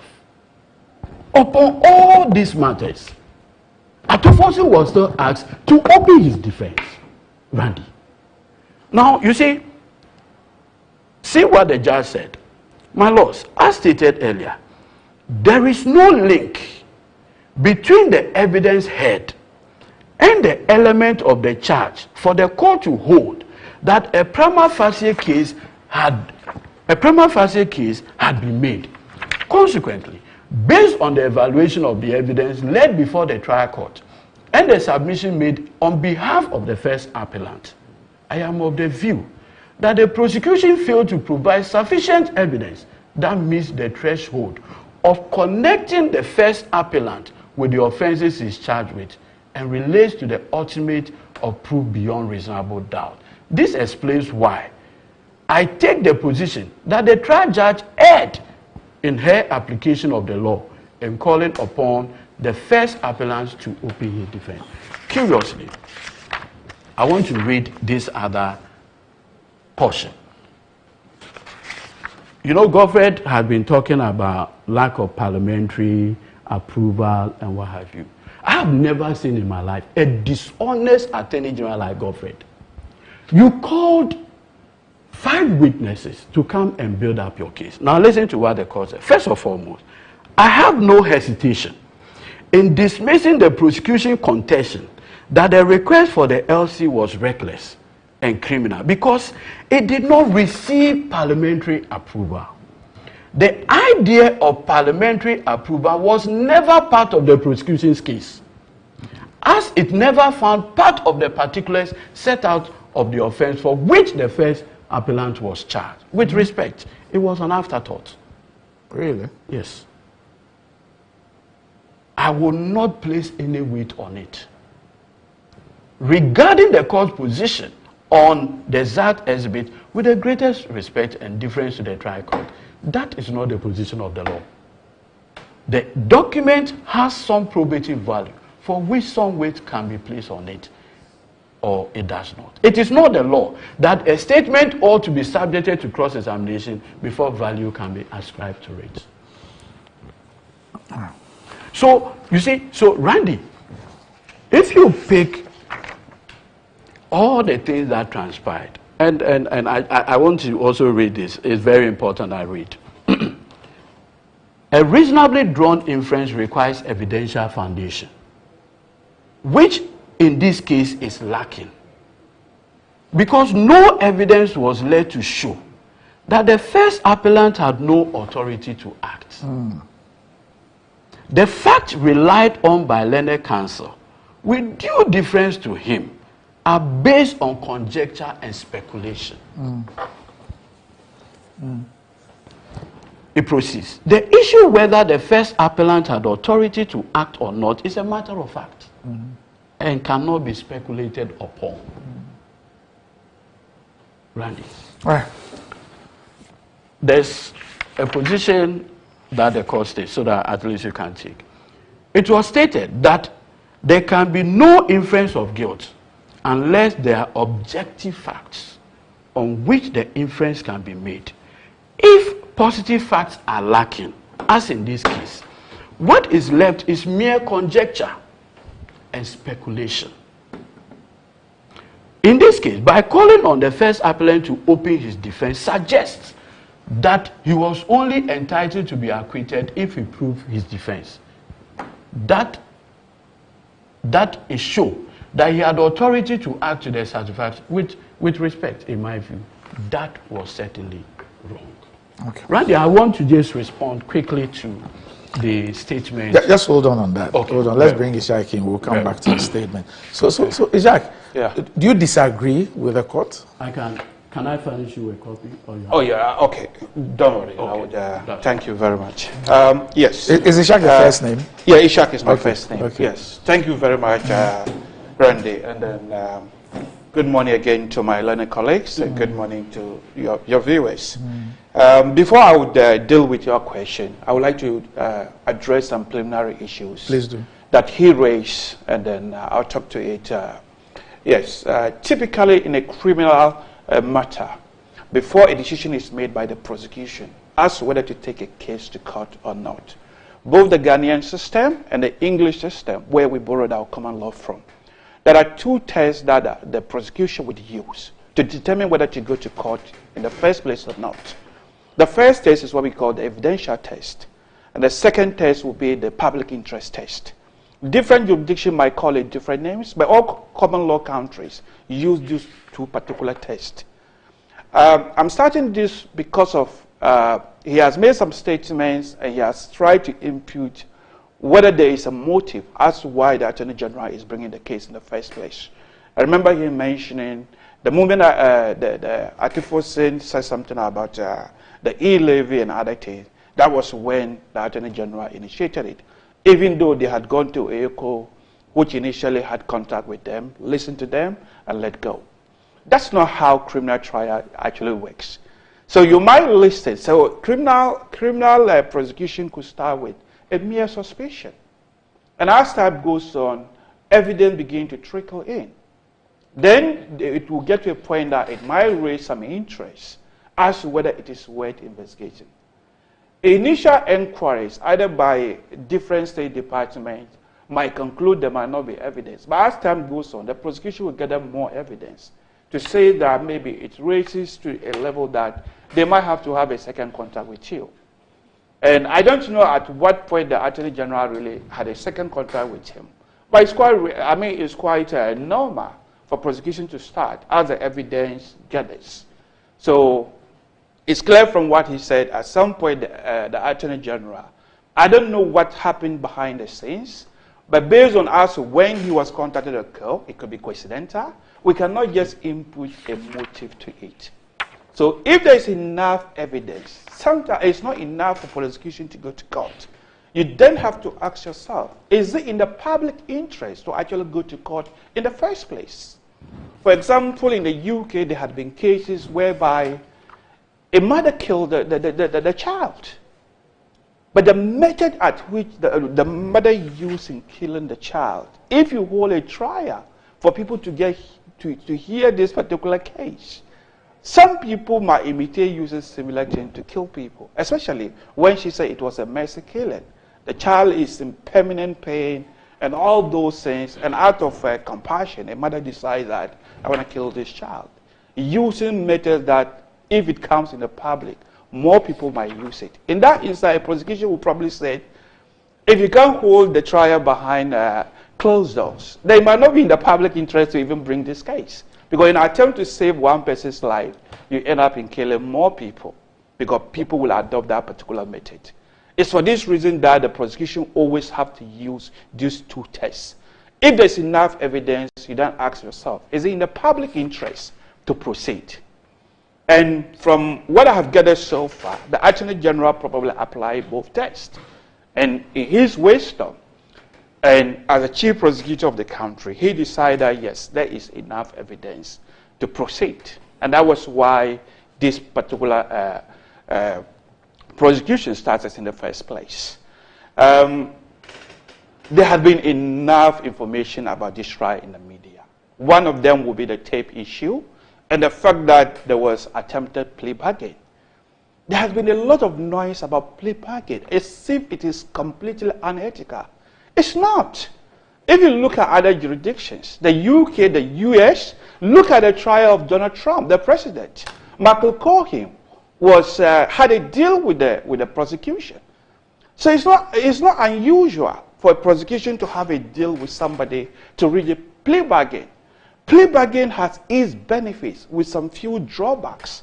For me, the benefits outweigh the drawbacks. One of these is that it can save a lot of costs for the state. Are you suggesting, Shaq, that yes, the tape we heard yes, had to do with the plea bargain arrangement? I'll come to the tape, but then there was an issue that there was a plea bargain. I think Japan made an attempt to say that there was a plea bargain for him to tender evidence against Atufosa. No. Okay, that's not the impression I got. I thought that there were two separate issues. No, there were two separate issues, but we are dealing with the two cases together, both Atufose and that of Japan. Yeah. But what I'm just talking about, the fanfare surrounding the whole particular thing. There seems to be a suggestion that plea bargaining is an unethical thing. The point I'm making is that the law allows it. Yes, the law allows it, and elsewhere it's being done. So Ghana is not in isolation if they try to do it. And as I said, it has its benefits. Right. One of the benefits will be saving costs. Yes. And also, if there is a bigger fish to fry, such as if the prosecution think Atufose really is very, very important, in such a, maybe the amount of financial loss he has caused to the state is worth pursuing. And if offering carrots to that of Jakarta could help nail him down. There's nothing wrong with that. Elsewhere, as I said, it's been done. Now, coming back to... But it must be done, you agree that it must be done within the strictures of the ethics of your profession? Yes. For example, there must not be undue pressure. And from what I've heard, there's none. I mean, the Attorney General cannot ask Jakarta to go and fake ill health and take a medical report to come and deceive a judge. Oh, that one I've heard, yes. I have difficulty with that aspect when it comes to ethical issue. But the subject matter itself, that there was an offer made to tender evidence against Atufose. There's nothing wrong with that. It's done most common law jurisdictions is done. True. Now, having said that, let's come to the trial in the High Court. Right. So the High Court judge, having listened to the defense statements, the defense, as he rightly said, have tendered various evidence and they stated various facts. The High Court judge, as she also rightly said, she's not just sitting in the High Court as a High Court judge. She's a Court of Appeal judge with additional responsibility to sit in the High Court. She was present throughout the process. She reached a conclusion that there is a case to answer. Now, that is exactly what they have appealed against, isn't it? Yes, now, she listened to them. For me, in my opinion, the decision that she made was actually correct. Because if you look at, especially if you look at this press release, the Attorney General have stated most of the argument. This is a summary of the argument they put before the High Court judge. The High Court judge accepted these particular submissions and came to the conclusion that there is a case to answer. And I think this is not a high bar. In a criminal case, the finding of whether there is a case to answer is not a high bar. It's not that it's beyond reasonable doubt. It's not that there might not be errors in the prosecution's case. There could be. But at least the prosecution would need to establish that, taking the prosecution case at its highest, there is likelihood that there will be finding of guilt. And from my own analysis and listening to the case and following it, I must admit he will be familiar with the case more than me because he is actually involved in actually dealing with the case. I am not. But having heard what I heard in the media and what I read, and the test to apply taking the case at its highest level with what the facts and the evidence are used by the prosecution, I think there is a case to answer. And that brings me to whether the Court of Appeal have made the right decision. Now, the Court of Appeal, I think it was a 3-member panel who have sat in the case. The presiding judge dissented, and the other 2 agree that there was no case to answer. I've not had the opportunity to read the judgment fully, but I've seen few excerpts.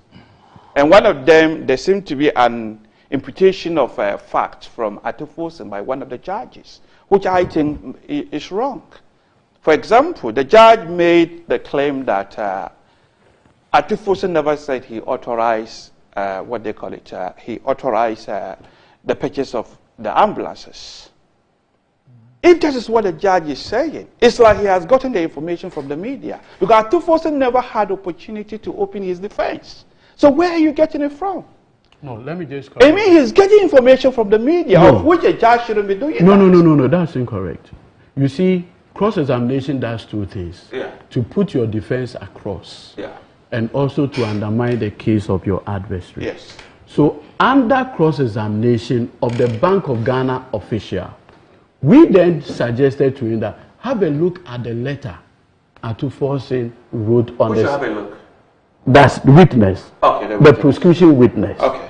So have a look at the document. It's dated 7th August 2014. So when he looked at it, then we now put it to him that in the letter you have seen, where did Atuforsin say, I'm authorizing Bank of Ghana? Then he said, obviously from the letter, he didn't use authorized. Okay, let me so that is where it's not let me develop the point from there. And he also mentioned certain things like he requested and not instructed. I think we are going to play with semantics. It's better there is evidence of the letter. That reading the content of the letter and the context would help us determine whether it was his position to even make a request in the first place. If a request is coming from a minister to an executive of Bank of Ghana, why make such a request? If I make similar requests, As a procedure, yes, as a procedure, not that. If any ministry, in this case the Ministry of Health, incidentally, yes, we are actually dealing with an ambulance matter now, yes, as we speak. Yes. And the request for the payment of 34 point something. Yes. The first request, yes, as we are told by the Ministry of Health, came from the Chief of Staff. Yeah. Asking the Ministry of Health to assist the ambulance service because the special initiatives did not get their budget approved by Parliament. So they should assist them to run the place. Okay. On the basis of that, the Ministry of Health asked the Finance Ministry to fund the 34 point something million. Okay. The Finance Ministry says we can only do 10 million. That's a defense case. No. I'm just giving you an example. Okay, an example. So okay. I'm just trying to tell you where the request emanates from. So in the current ambulance case we are dealing with, the Finance Ministry did not sign an ambulance contract. Okay. It is not the supervising ministry for the ambulance service. The ambulance, yes. But the request came from the Ministry of Health. So the Ministry of Health told them that we have a contract with this, the ambulance service has a contract with this company. We want you to fund the 34 point something million. Yes. But the prosecution case is that he actually instructed. Instructed what? I mean, he actually instructed, the Atuforsin instructed Bank of Ghana and the controlling account. Yes, so that is why if you were listening to it. Yes, I listened to when him. you read. Yes. He indicated that on the Bank of Ghana document. Yes. I'll deal with that. You will see who. Yes. Who actually initiated it, who's requesting for it. And you will not see Ministry of Finance. So I was just giving you this as an example. This as an example, that ambulance service, also Chief of Staff, it goes to Ministry of Health. Yes. Ministry of Health informs Finance Ministry that there's this contract. We need the funding for it. Yes. Ministry of Finance says, okay, I can do 10 million. Yeah. Then it writes to the Accountant General to do so. The Accountant General then goes to Bank of Ghana to do same. Yes. But obviously, the request for the payment emanates from the Ministry of Health, not the Ministry of Finance. Okay. Okay, yes. Having listened to you, I would like to proceed further as to the other aspect. Now, you can see that it's more or less a split decision. You have to remember that the judge who presided over the High Court is a Court of Appeal judge. Yes. And then there's another Court of Appeal judge who dissented, even though it wasn't in the same sitting. But that tells me that it is actually in the public interest for the Attorney General to actually appeal the decision. And he did indicate he would appeal. Right. Why he should respect the decision of the Court of Appeal. Nevertheless, I think it's in the public interest for him to appeal against the judgment. And that is actually in the interest of the accused. If you really think you are being persecuted, let the final court, the Supreme Court, to have their final say. Right. And that would actually exonerate you completely. Right. Yes. Okay. So let's take a break. When we return, we'll look at the Attorney General's statement.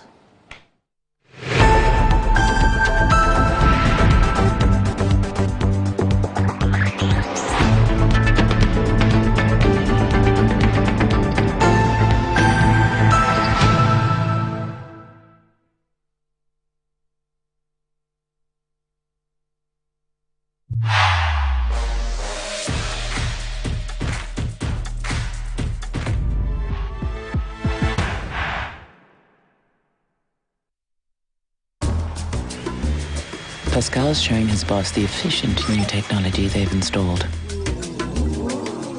She is pleased, but now she's asking, why is that still there? Pascal explains that the wells can store many, many messages. The boss is not so pleased anymore. If you haven't upgraded your contact center yet, it's time to get business done better with MTN Business. Rise and shine, it's another day to stay on point. Toast is spread, it's still on point. Watch is spread it all day long.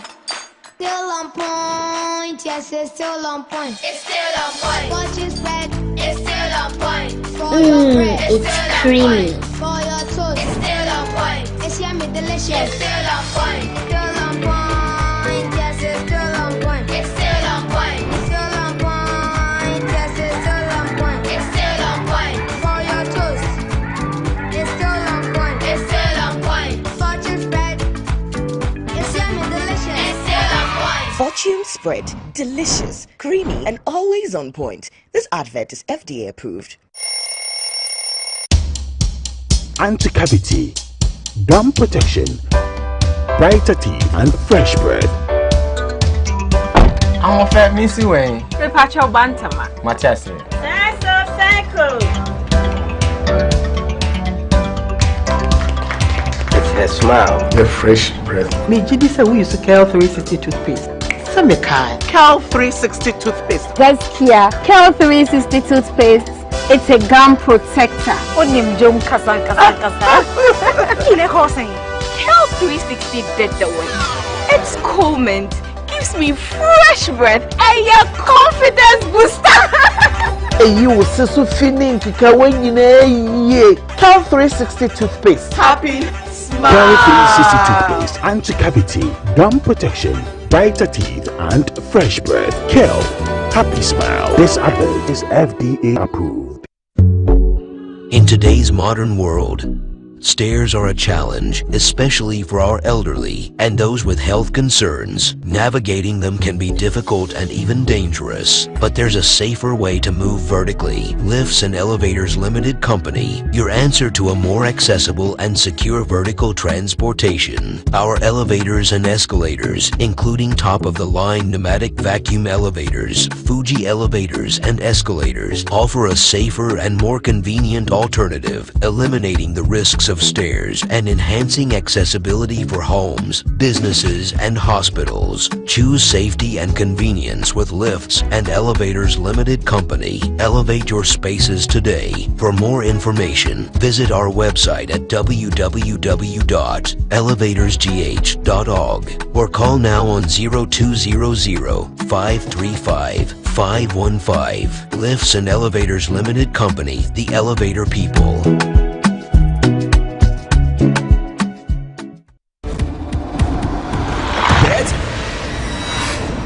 Blast. Boom!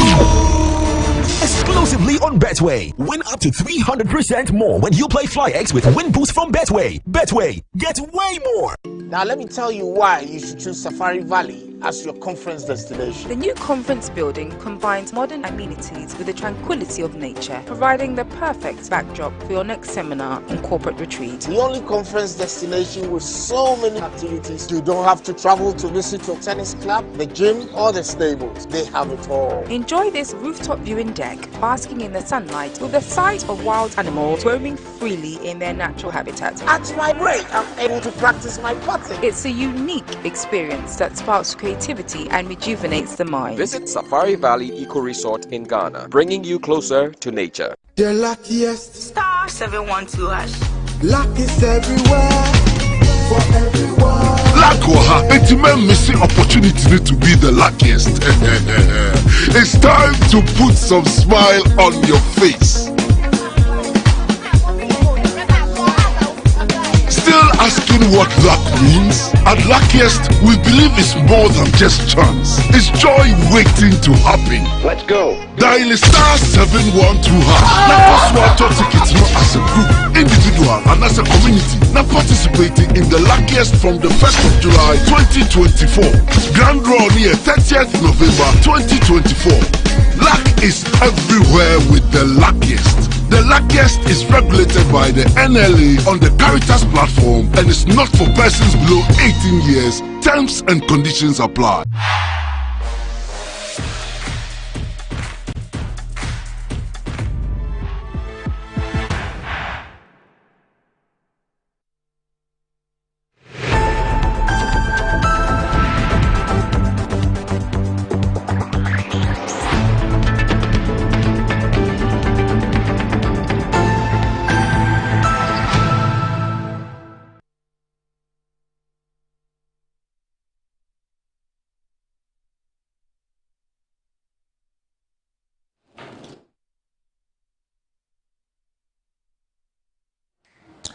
Right, welcome back to the show. If you just joined us, this is Good Morning Ghana Live on Metro TV. Still with me on the show. I have the legal practitioner, Ishak Ibrahim, and also legal practitioner, Godwin Eduji Tamaklu. But I also cool. That could so down be big, but Betway's cash out be bigger. Betway is giving you more control over every thrilling bet you place. Enjoy the biggest and most reliable cash out in Ghana on Betway without any hassle. Sign up today at betway.com.gh. Terms and conditions apply. It's not for persons under 18 and is regulated by the Gaming Commission of Ghana. Betway, get way more. And Blue Jeans energy drink has been on the Ghanaian market for over 20 years. We already know what it does for the body. It contains vitamins and nutrients like vitamin B2, B3, B6, B12, as well as taurine and guarana, which are known to boost your strength and energy, as well as promote high performance and endurance. Blue Jeans energy drink has been tested and tried. It's indeed the best. Blue Jeans energy drink is for bold and active men and women. So go and grab a cold can and power your day. It's in shops nationwide, and you can reach Budget Cash and Carry Limited on 0208-128-190 055-001-0000. Right, Eduji, on the Attorney General's press release. Yes, but before I get there, I just want to read paragraph 75. Okay. It proceeds. I'll just read. After referring to the essential element of the offense, however, the trial judge did not provide reasons for concluding that a prima facie case has been made against the first appellant based on the element of the offense he set out. To that extent, it is my view that there is no evidence from the record that reveals the critical connection between the facts, the law, and the conclusion reached. I mean, this is significant. Because at all material time, you need to establish, it's logic. The law is supposed to be logical. So that you build the logic and conclude. So the premise must flow and then the conclusion. In this case, at the point you are asking the accused that come and open your defense, the matter was still in the realms of speculation and conjecture. And so in the respective view of the Court of Appeal, the majority, it said, look, the judgment lacked that critical connection. For me, that is very significant. Now, if you look at paragraph 71, this is what it says about Kweku Agyeman. Very significant. Interestingly, despite the very clear and unequivocal answers above that an LC was not a payment but a guarantee, Mr. Kweku Agyeman later gave a different answer on August 30th, 2022, when he said that per the terms of the contract, payment should be done by LC, and therefore a request for LC to be established meant requesting for payment to be made. My lords, due to the inconsistencies in the record of the evidence of Mr. Kweku Agyeman, I consider his later evidence as unreliable and place no weight on it. These are the kinds of people Godfrey Dame paraded in his grand agenda to persecute the Honorable Kinsel Atufo in order to please Mr. Akufo-Addo. You see, I saw the statement by Mr. Godfrey Adame. At the time Godfrey Adame uttered this statement, he had not even read the judgment. Really? No. Yes. Really? Because the judge, I was in court. He didn't even come to court. He sent one of his attorneys. No, please. It's not by electronic. Yeah. The certification of the judgment was done around 2 p.m. By 12 o'clock, Godfrey Dami's statement was already out. He has a representative in court, didn't he? No, the judgment was not read, only the summaries. The summaries. And such a person has the temerity to refer in the last paragraph, and I want to read. It says, quote, the office of the Attorney General considered the decision of the Court of Appeal grossly unfair to the nation, inimical to the fight against impunity and abuse in office. How dare you, Godfrey Dami? This is a man who, contrary to the professional etiquette rules, engages an accused person.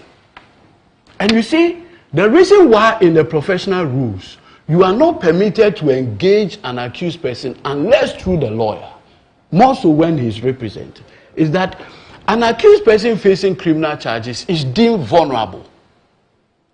And so the idea that he can even think right has become problematic. So once he has a lawyer on record, and as at the 9th of April, when Godfrey Dami placed that call to Mr. Richard Jakpa, he had a lawyer called Mr. Tadiosori. In fact, on the 26th day of March, Mr. Tadiosori came to court and announced to the court that he had been appointed as the lawyer for Richard Jakpa and therefore needed time to study the record. And my lady obliged him. So on the 9th of April, when Godfrey Dami placed the call to him, he knew that what he was doing was diabolical. He knew that he was engaging in a misconduct. In fact, if you listen to the audio, he himself suggested to Jakpa that I hope nobody is recording me. Yes. It's clear on the audio. And such a discredited, dishonorable Attorney General has the courage to tell the justices of the Court of Appeal that their conduct or their decision is the one that is rather inimical to the nation. Look, in any serious country, with respect, Godfrey Dami, please, yes, that is why we are entertaining Godfrey. Under no circumstance should Godfrey Dami continue in that hallowed, revered office of the Attorney General. In my young age, I have seen Obeda Samoa. I saw Nanado as Attorney General. I saw Papa Wuswankoma. My own company law lecturer Jogati. I saw Marietta. I have never seen this low of an Attorney General than Godfrey Dami. But you see, Godfrey should remember one thing. He went to the house of Justice Yoni Kulendi. I want to remind him. And solicited the help of Justice Yoni Kulendi to get to his cousin Richard Jakpa. Godfrey Dami, after Justice Kulendi called Jakpa, he gave the phone to Godfrey Dami. Godfrey spoke to Richard Jakpa for 17 minutes at 10:55 p.m. You see, those whose palm kernel have been cracked for them by benevolent spirits must learn to be humble. I have no problem at all if Mr. Godfrey Dami says he's going to the Apex Court. That's what he will do. Obviously, I wouldn't expect anything.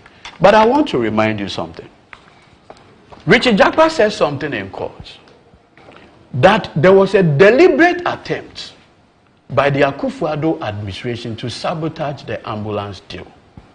It is becoming clear why that was done. I have this document shared by the Honorable Samuel Okuyeto Ablakwa, and I just want to read something to you. In my possession is a payment voucher dated 27 December 2019. It is payment of 32 million Ghana cedis to a company called In-Law Consults and Services. Randy. If you look at the document of incorporation, the director or directors of this in-law consult, these are their names: Stephen Okoro, Solomon Okereke. Solomon is also called Okoro. These are two brothers. Stephen Okoro has a daughter with Akufo-Addo's daughter, Jankroma. And so, the whole idea, I submit, to bastardize and put Atufonsin on trial was to cook the same ambulance deal for the son-in-law of President Akufo-Addo. In fact, at the time they were giving this contract, they had no demonstrable track record of having engaged in such job. Randy, is this not a different, unrelated No, issue? I am connected. Look, I am connected. I am providing you a material connection. I think again you are inputting a motive. Oh, please, calm down. Yes, you are still inputting a motive. Randy, I have with me the Auditor General's report. I just want to read some relevant portions. Then you can refer to my learned friend.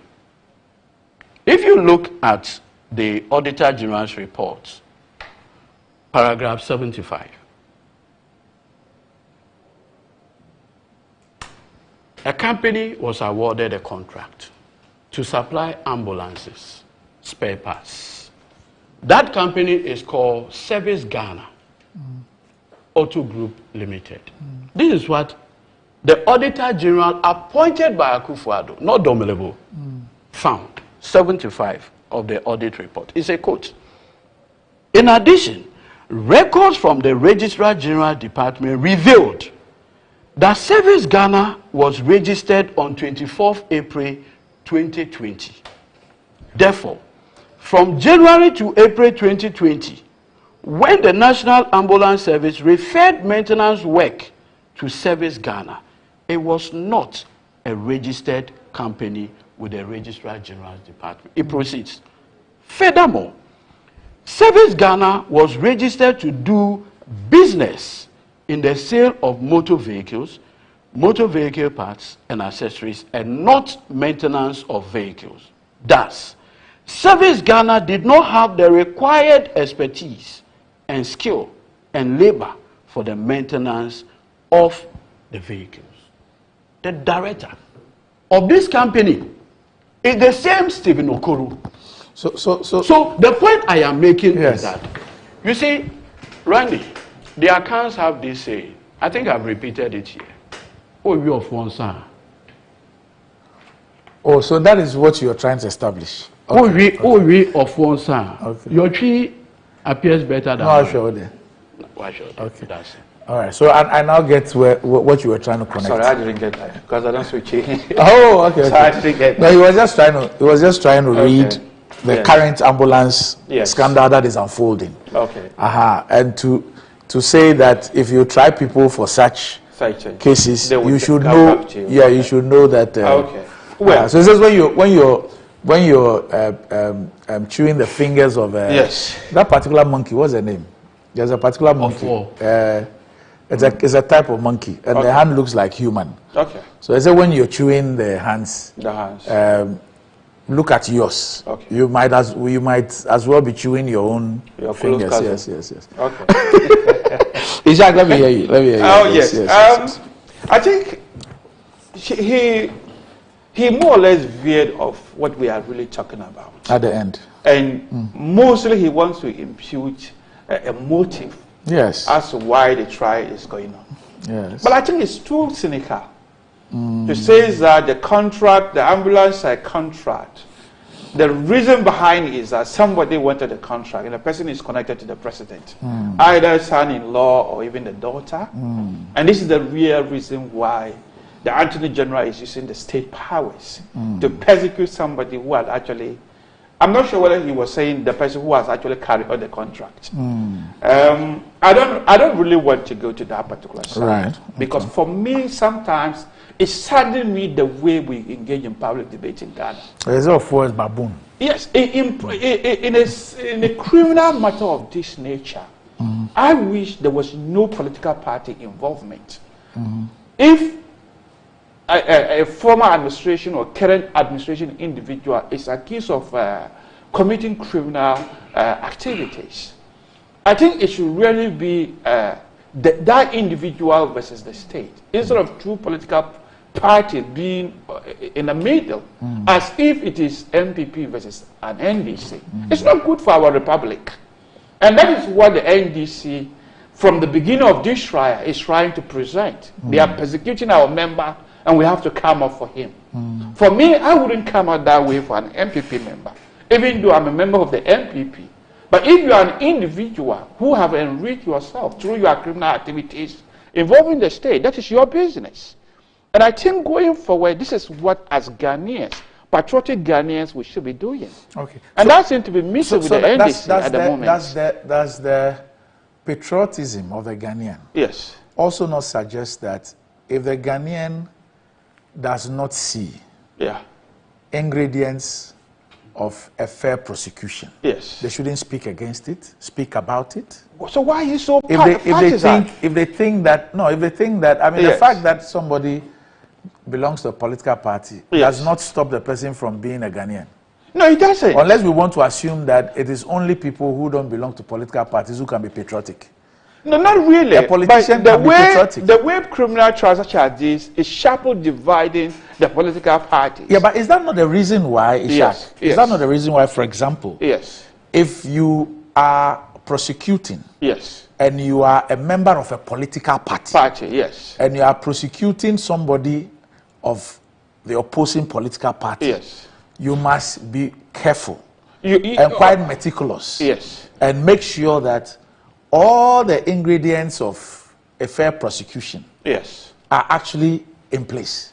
So that you do not give anybody the opportunity to speak about this. Because I sit here. But from the very beginning, the NDC have taken to take that particular side. Can't you see that he's even imputing that the very day they interviewed him? The point I make is that if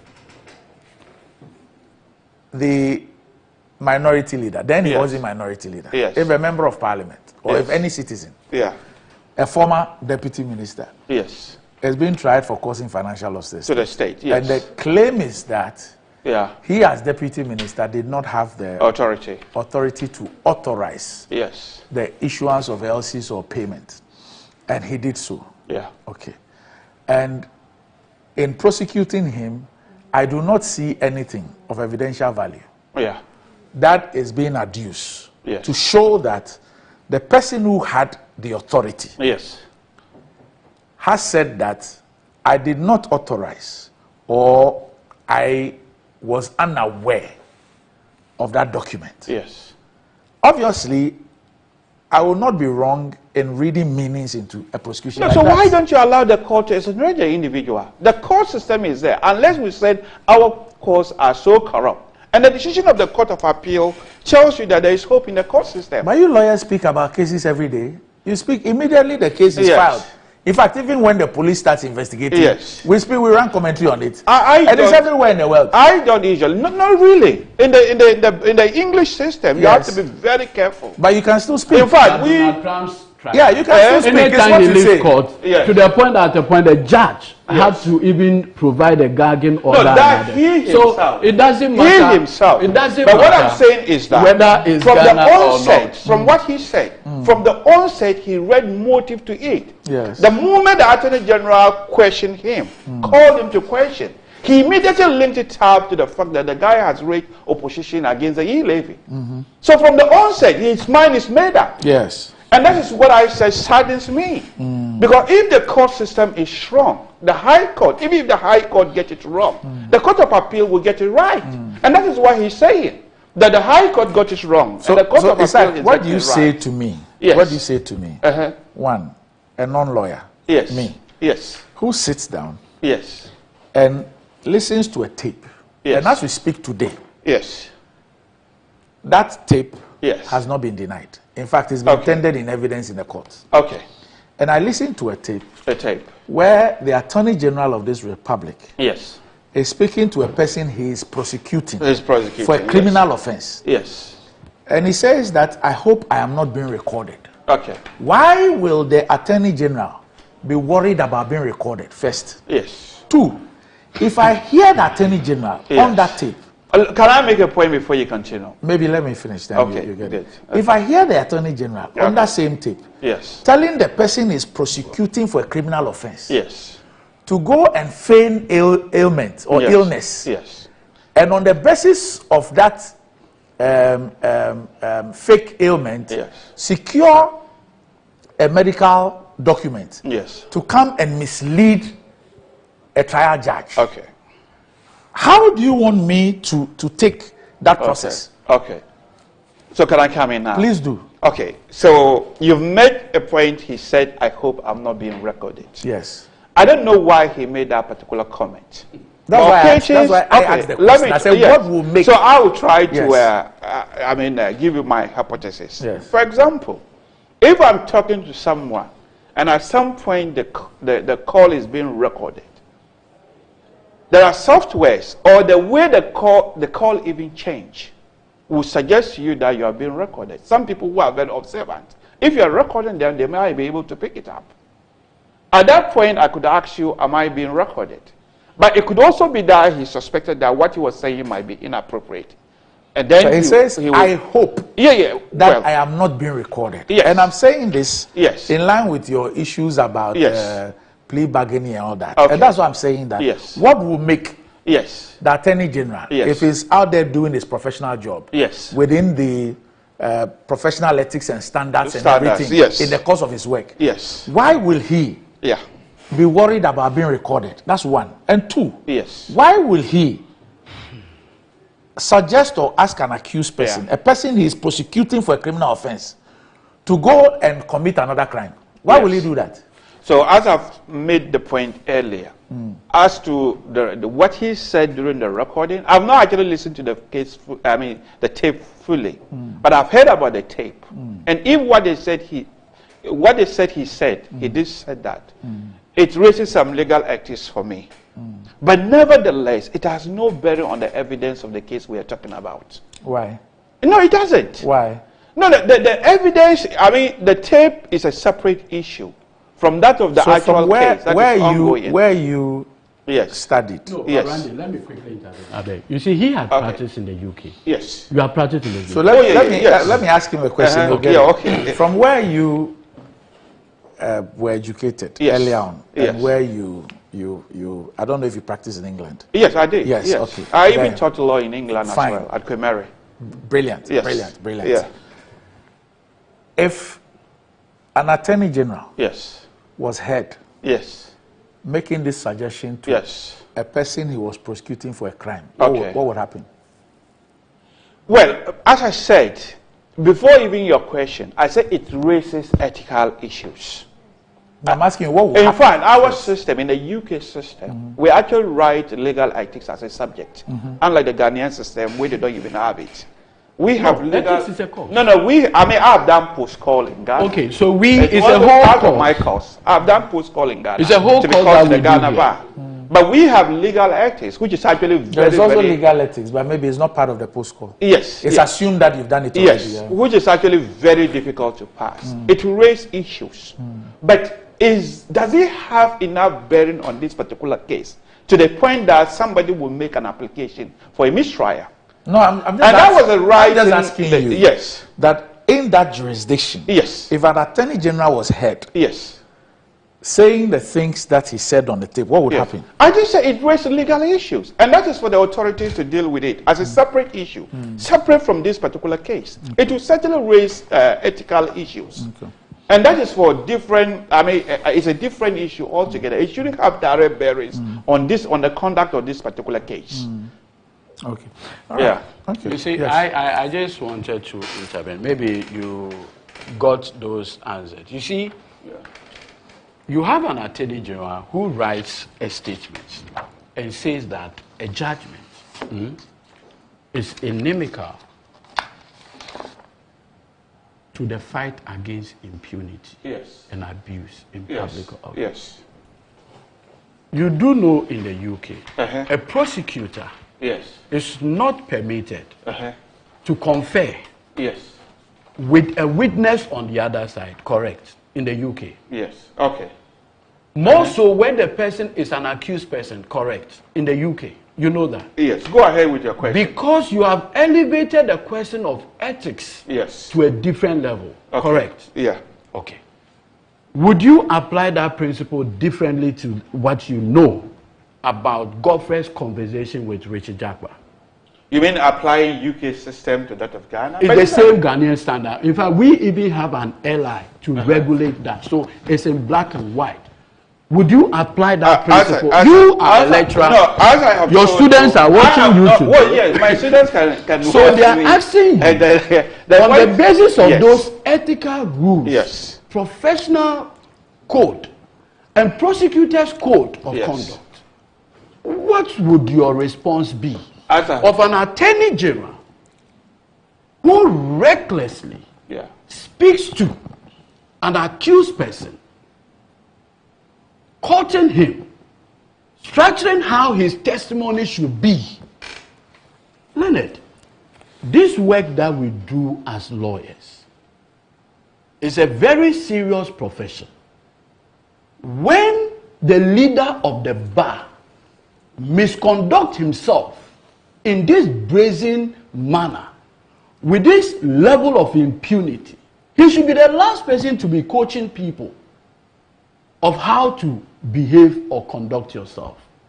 And that is why I have made the point that this particular attorney general should not be permitted at all to appear before the Ghana Bar Association conference to even say a word. But to the extent that he remains the Attorney General and Minister of Justice.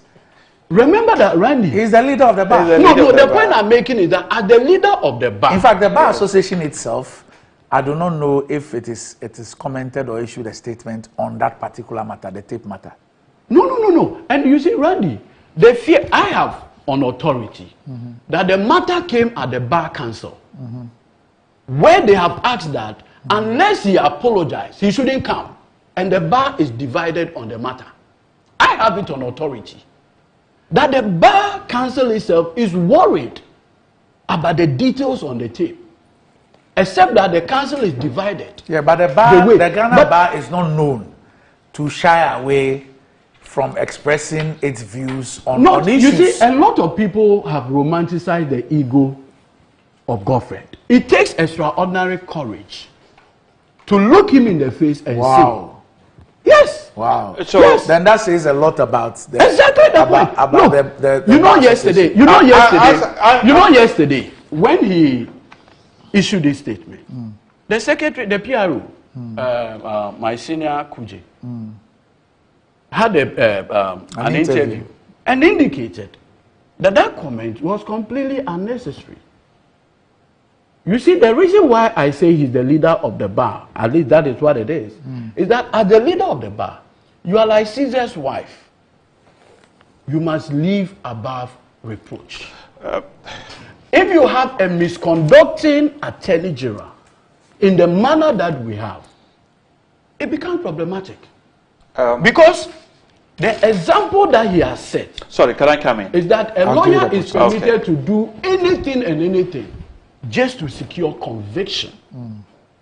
That is dangerous for our democracy and should not be permitted or encouraged. Right. Yes, sure. Yes. Looking at the state, okay, I'll address some of the things. Okay, you asked me a question as to how I'll tell my students. As I've already said it clearly, I have not actually listened to the tape. But I've heard from people that he was quoting the gentleman to say certain things. And I said it raises ethical issues for me. But I have not listened to the details of it. But as you said, some members of the bar have listened to it, and they seem to think there's nothing wrong with it. And society is rightly divided. But let's look at the statement that he raised here. My colleague here, my learning colleague here, is having problems with this particular statement. I think, okay.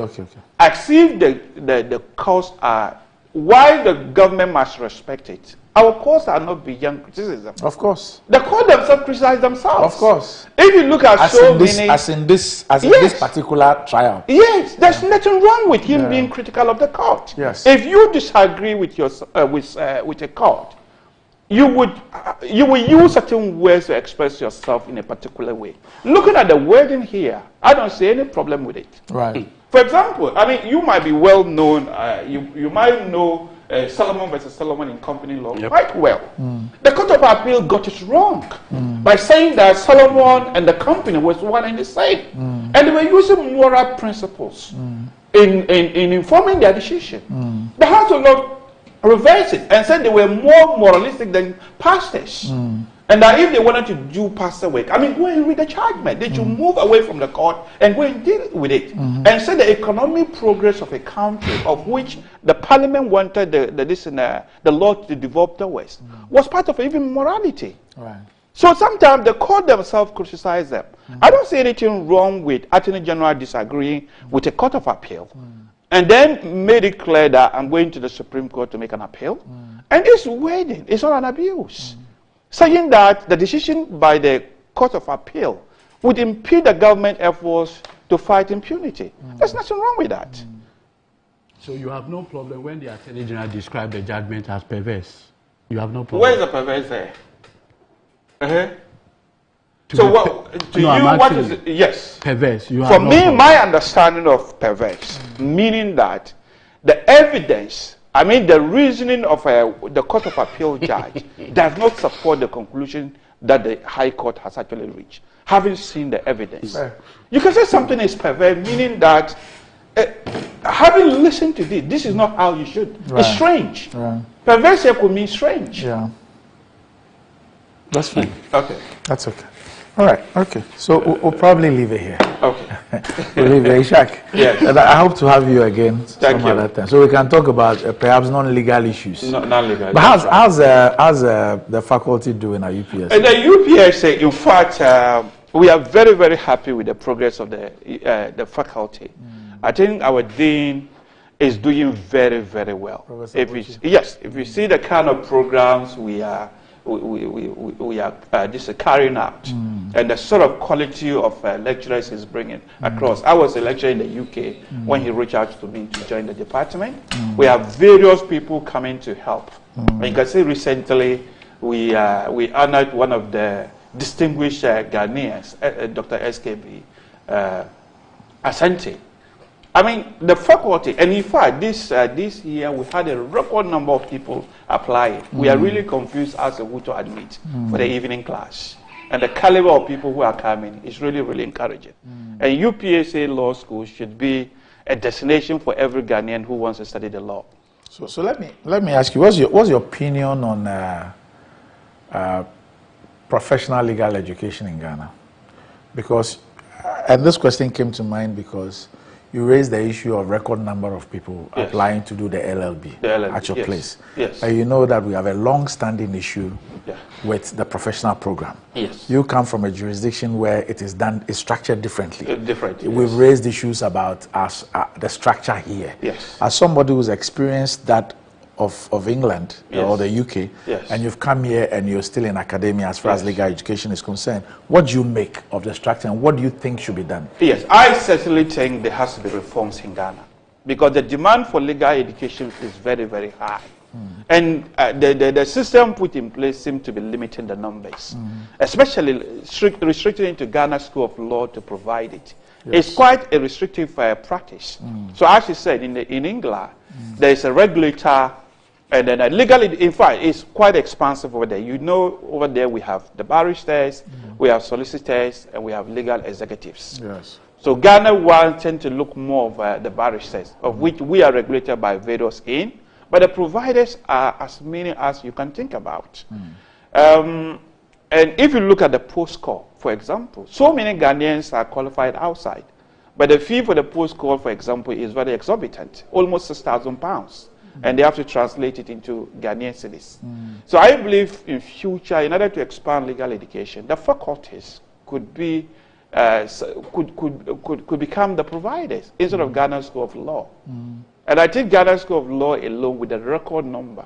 For example, this year alone, our School of Law, more than 270 will be applying to Makola. And other faculties. The space is not really there. You can see that UPSA how to outsource some of our buildings to the Ghana School of Law. Look at the Makola campus. In fact, it will surprise you to know that there's not even a proper library for the law school. I mean, when I went to Makola Law School, I had a shock of my life. It is where really study law. Where's the law books? None. In fact, the library apparently since 1960, when it was built, nothing else. You see that. But if you are trained in the English system, go to Institute of Legal Education.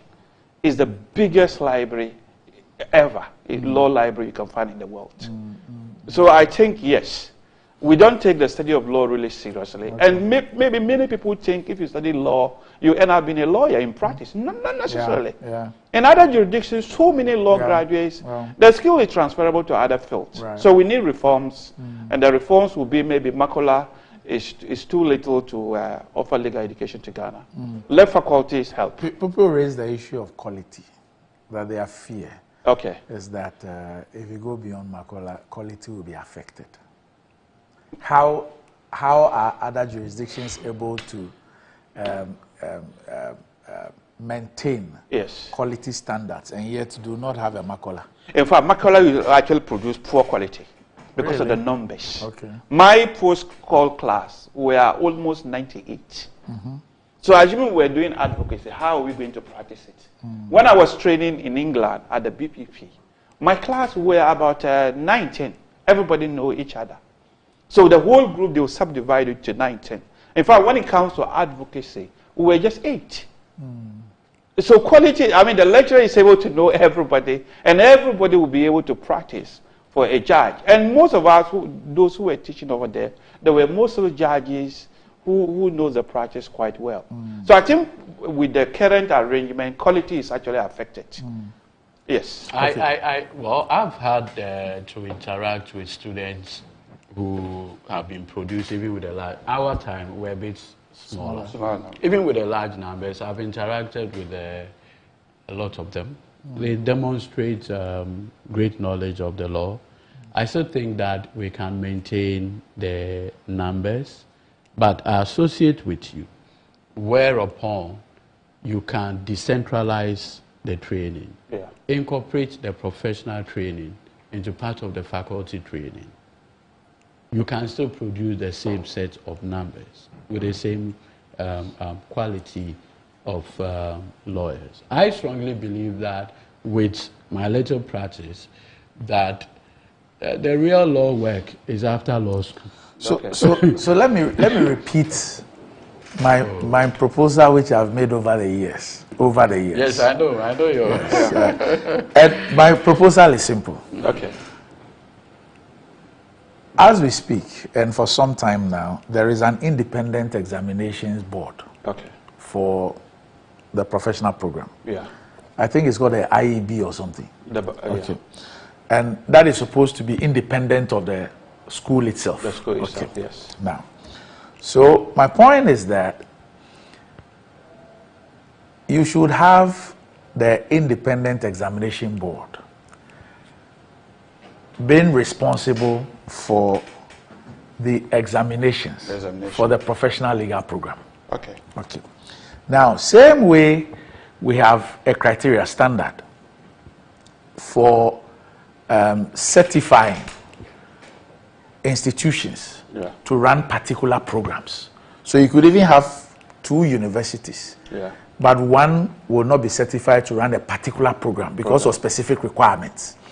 So in the case of law, if there are issues of faculty and there are issues of infrastructure, there are issues of whatever they are, I mean, you can develop that and say that if an institution meets this criteria, those requirements, you would allow them to run the professional program. So let's say if UPSA or Legon or KVAS or any university, they are able to meet those requirements. So for example, it's not every university that runs a PhD program or a doctoral program. And even an MSc It is not every university. Yes. There are requirements that you must meet. Yeah. So why don't you develop the same requirements for the professional legal program? Okay. If an institution meets it, you then allow them to run the professional program. Okay. You can have your independent examination board, then set the questions and answer them. So people, maybe we have 1 bar exam or 2 bar exams in a year. Yes. People go write the bar exams. Okay. If they pass, then they qualify. If they do not pass, that's it. I agree with you. What you just said, the danger with what that you just said one is the that English it can system. also create Yeah. entry barrier to entry conditions. Why? You see, you say, okay, if you pass, you go. If you don't, that ends it. Yeah. Now your fate is entirely, more or less, in the hands of who the examiner is. Yeah. Now he is going to mark. So if he decides, I'm just saying, that this year he only wants, say, 200 people to pass, what about that? No, but it's a human institution. You see, the current system. So we can look at how we structure it. Yes. You see, you can't have a situation where you can. I mean, when we're going to the English bar, the aptitude test we did a computer base. Yeah, no, because the human factor will be removed. The human beings run the West Africa Examination Council. There must be an input and output. Yeah, there is input, but nobody had control. The system will tell you whether you pass or not. Look, in many professional, for example, people sit at home and they study to go and charter in accounting, in taxation, whatever. They do that. Yes. The only problem with law, the only problem with law is that there are certain subjects you cannot just read at home. That's why my recommendation had to do with institutions that have the requisite faculty or whatever to run those programs. Is the English system. Yeah. So in England, that's what they do. But the only problem I have with it is that you then lose control as to how much they will charge. Different provider will then be charging differently. Well, it could be because you see, at that point, Makola could become Ivy League, quote and unquote. So Makola can decide that, I mean, we will only take people who per LLB had grade X, Y, Z. No, in that instance, Makola could even be out of use. You could use it as like an inn of court, whereby people would just go there for the dining requirements. So there's Jacob says, yes, I just completed school this year and I could study 24/7 at the reading room, which is well stocked with ACs and others. Yeah. There's a proper library and a 24/7 reading room for all students. It's talking about Makola. Makola there. Yes. That's not the Makola I went to. Okay. The Makola I went but it's a small, tiny place. But you see, Randy, now you see there are various campuses. Yes. There are various campuses. Yes. There's one Makola. Yes. There's one at UPSA. So they use our library. Yes. Yes. But the original Makola. I think there's a certain demonstrable thought leadership. Yes.